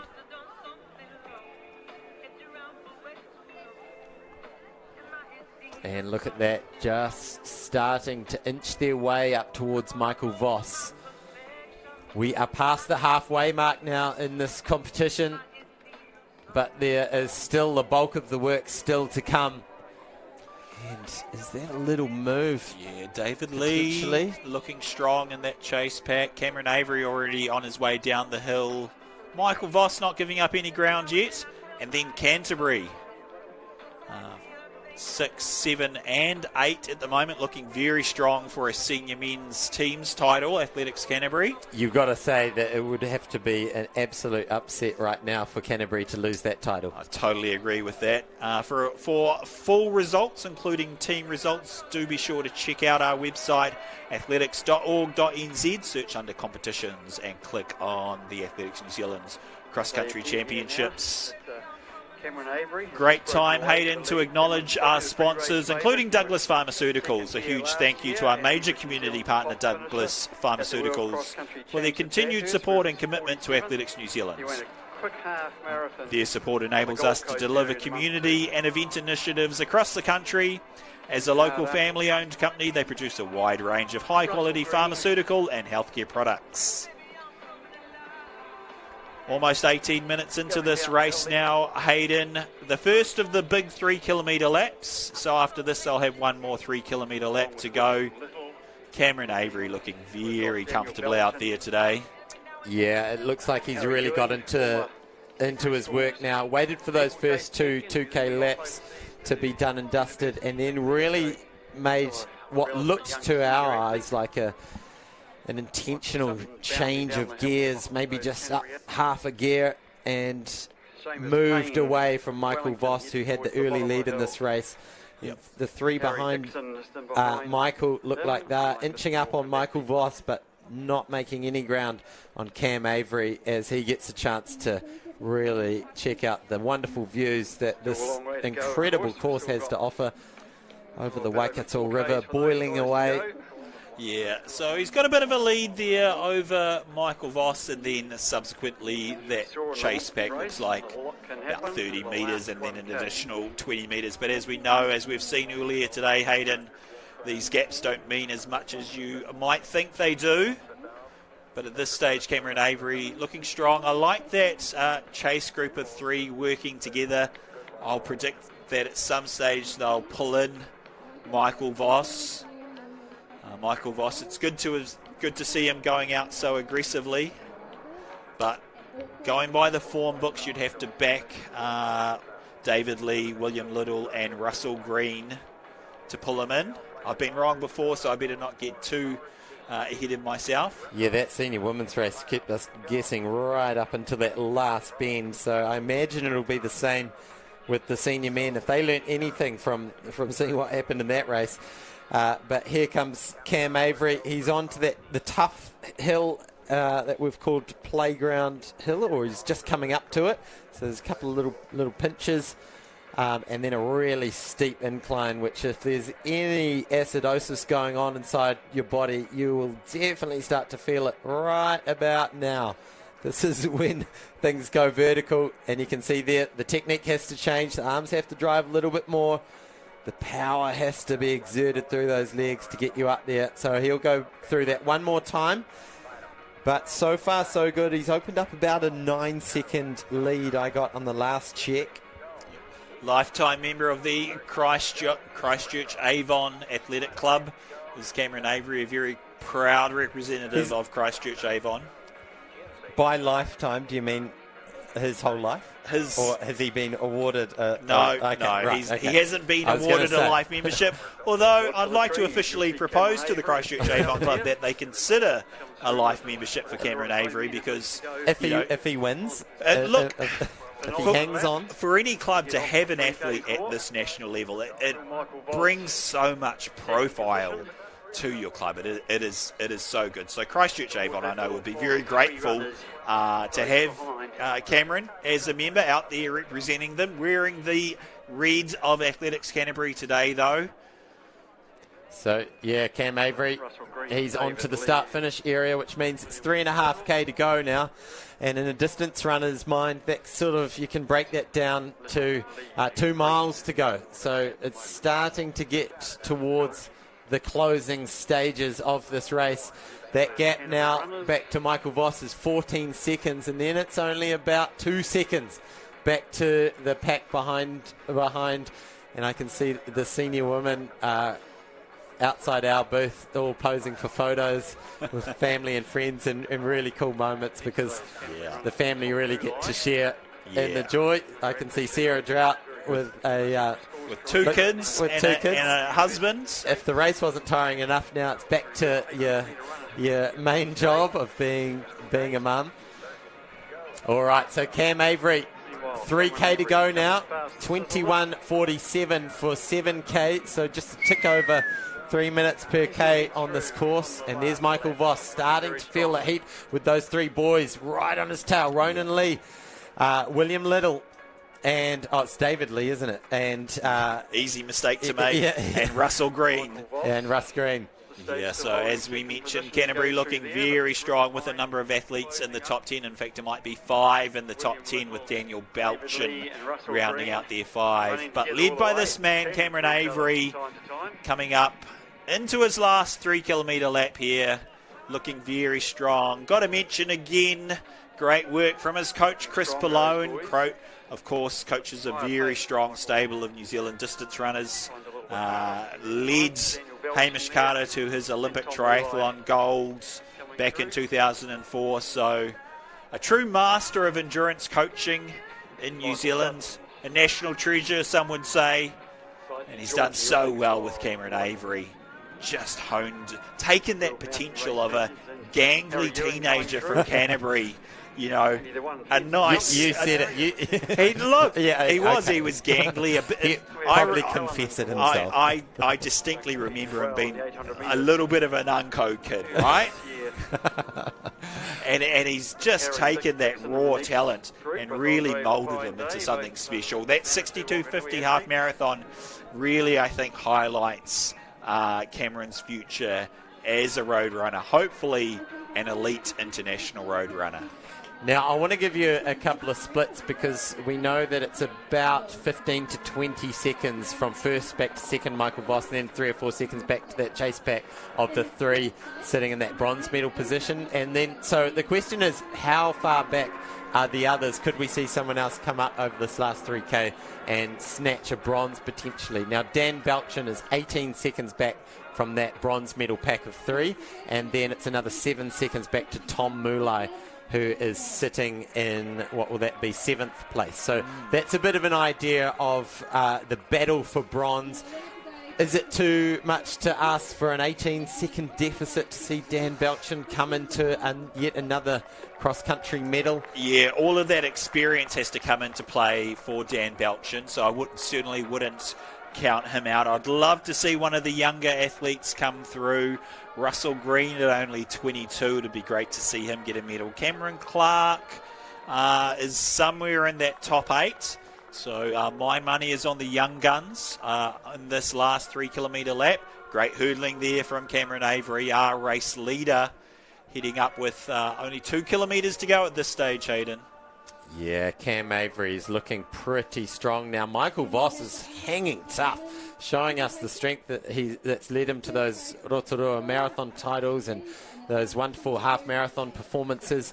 And here he goes. Let's have a look at the technique. David Lee currently sitting in third, has opened up a gap back to Russell Green and William Little. And that's a wise move for David Lee, knowing the speed of Russ Green that took him to that bronze medal in the 1500 metre champs earlier in the year. You'd want to get a little bit of distance from a guy who can medal in the 1500 metre champs. So wise move from David Lee to just put his foot on the gas. Yeah, and so he was second place at Night Cross earlier this year, one of the big races emerging on the New Zealand scene, and sixth at this event in 2021 in Dunedin. 27 years old, David Lee out of Canterbury, runs for the Whippets running project. Look at this from Cam Avery. It almost looks like he's accelerating at this stage. He's maybe getting a sniff of that gold medal that was robbed from him by Matthew Taylor, his training mate last year. Matt Taylor, I'm sure, will just be watching this right now and will be very happy for Cam Avery, quietly wishing he was right on his tail and could outkick him again over the last 500. But here is Cam Avery. He is loving life right now here in Spa Park in Taupo. Yeah, loping along very comfortably, Cameron Avery, heading down the hill. He'll be happy for this little respite. Seeing athletes, fabulous locks from this Waikato Bay of Plenty athletes. Great to see the beard as well. He takes home the Pantene prize for most flowing locks and also beard products because we don't see enough beards in cross-country running. We don't. No, we see these little moustaches and half-hearted attempts at facial hair. From the latte swilling Aucklanders with their little fancy moustaches. No, we want to see beards, ladies and gentlemen. We want to see full-grown beards. Take note, future athletes. We want to see like part in the wind beards, like drift over your shoulder beards. That's what we're after. Says the man who shaves every day. So Cam Avery, he's coming up to the Riverview Hill. Let's have a look at this. He will enjoy this moment, assuming that he's still got it in his legs over this last, what do we say from here, 1,300 metres from here? Yeah, I say you're bang on, exactly right. I hope he's taking the chance to soak this in. He's looking very, very strong today, Cameron Avery. I think today is going to be his day. The lead was a lap ago, about 30 metres. It looks to have opened all the way up. Without him having to have worked too hard, he's got a 100-plus metre lead at the moment. Look at that. So he's got the screen all to himself. Is that Michael Voss? Looks like still Michael in the Voss. lead? I tell you what, I might have to eat my words, Hayden Sherman, because I did not pick Michael Voss for a medal. He was only fourth at the North Island Champs. Is it Michael Voss or is it David Lee who's moved into the front? I'm trying to see, is it more of a shade of red or is the black, orange and red? We're going to have to get a closer look at this. This is going to be interesting because David did look like he was running pretty strong over that last hurdle where he had moved away from Russ Green. But yeah, look at this from Cam Avery. I tell you what, he should enjoy this. He should soak this up. But as a fan of the sport, I cannot wait for this guy's marathon debut. I think he's going to go very, very well off the back of his 62.50 half marathon. Would not be surprised at all to see him run 2:10, maybe even a little bit faster. He'll be looking to lock in a slot for the 2024 Olympics. A little bit cheeky. Have a crack at that. If not that, the 2025 World Champs beckon for this young man, Cameron Avery, out of Canterbury. Running really well is Cam Avery, as he has done right from the gun. He had Michael Voss's company early on, but then shortly into it, he put in a little bit of burst, about 4K into it, and moved away. And let's see how he goes over this last hill. The body will be hurting, but I bet he is amping about the prospect of a national senior cross-country title. And this is the hardest endurance race in the country. I was thinking about this. In terms of running, this is the hardest endurance race in the country. It's the most competitive, it's the most quality, the most depth of quality. Potentially, you could argue the national 5,000 metre champs would be close. But outside of the track, this is it. marathons, ultra marathons, they don't have the quality and depth of quality that we see on display here. And is that second place? That's David Lee from Canterbury, looking very strong at the moment, and it looks like he has snuck past Michael Voss into second in this race, so it looks like a Canterbury 1-2 at the moment. Let's see Michael Voss. Yeah, He's Michael still Voss. going strong. Come on, buddy. You've got to hang on for a medal, Michael Voss. This is essentially home turf for Michael Voss. He lives just up the road. He was raised just up the road. But Cam Avery, he was second place last year. He got out-kicked by his training partner, Matthew Taylor. But this year, he made it a done deal 4K into the race where he switched gears and just eased away from the field. He has a look over his shoulder. He doesn't need to because he's going to comfortably roll around the bend to claim the national title. What a year he's had. He was the top place finisher at Bathurst at the World Cross Country Champs. He hit that 62.50 half marathon to take third at the Gold Coast half marathon. And here he is. He is your 2023 National Cross Country champion, Cameron Avery. One finger in there, big smile on the face. There he is. Job done. Fantastic running, Cameron Avery out of Canterbury, leading in a Canterbury 1-2. Here comes David Little down through the straight. The 27-year-old from the Whippets Running Project. Well-deserved second place, and look at that. Great to see that celebration. Wow, you can see that was a really well-paced race. We saw that in the women's race, those minor places coming through after well-paced runs. Brilliant from David Lee. And in third place, gutsy performance. How good. Michael Absolute Voss. guts to get him to the finish. Lake City Athletic Club stand up. Michael Voss, your man, has collected another national medal. Russell Green coming in, the third Canterbury runner. Here's David Lee from the Whippets Running Project. Very, very quality run from the young man in fifth place. Goodness me, Canterbury looking very good for the team's medal, because here is Daniel Belchin. More national medals than some of us have had hot dinners in the past fortnight. Very, very good runner, Daniel Belchin. Great work from Daniel Belchin. And this is Tom Murlay coming through. So a lot of those early contenders that we talked about rounding off our I think we're up to seventh now. Michael Sutton, he was our early race leader. Athletics Tauranga. He will Michael get a Sutton looking very good. top 8 performance, and big kicks here from Canterbury, who continue to prove that they are the powerhouse for cross-country racing and distance running in the country right now. Cullinane, Jono Jackson, former winner of this event. What a fantastic championships today, Hayden. I've got to give a shout out once more to our sponsors today: Douglas Pharmaceuticals, Puma Polaris Trust, Taupo District Council, and Go Media. We're going to be back again tomorrow, Hayden, for the cross-country relay, the first ever national teams championship for that. What are you looking forward to about tomorrow, Hayden? Oh, I'm excited because this is suddenly where we move from it being an individual race to truly being a team's race. The action will be fast and frenetic, 2K laps with 2 women, 2 men from each club coming in, and we'll see who's the best at recovering from a hard cross country and coming back and racing the next day. The forecast is for more sunshine here at Spa Park in Taupo, and I can't wait. Yeah, those races due to kick off at 9 a.m. tomorrow morning, with the senior races set to go at 10. Should be exciting stuff, but it's been a great day of action here at Spa Thermal Park in Taupo, Hayden. Been great to sit alongside you and commentate once again.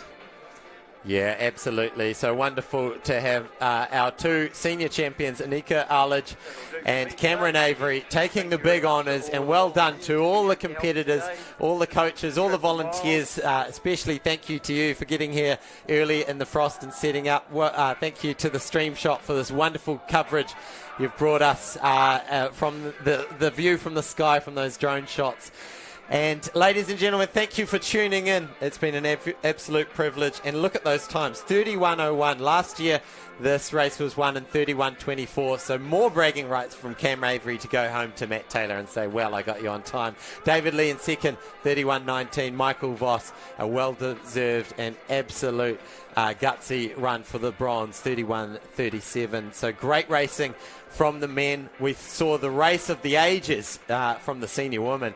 Just absolute drama over the last kilometre. So we will bid you farewell from these beautiful scenes at Spa Thermal Park in Taupo. We'll see you tomorrow morning. My name is Hayden Sherman. I've been joined by Hamish Meacham here in the commentary booth. We will catch you tomorrow. Ka kite anō.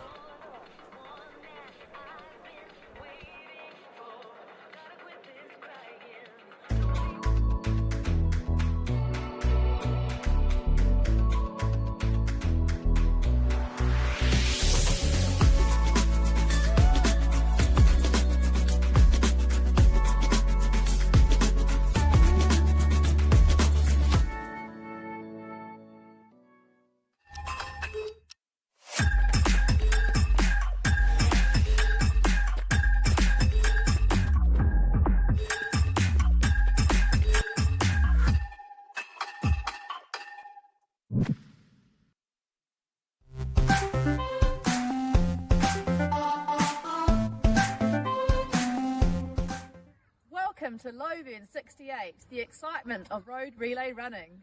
This event is definitely teamwork.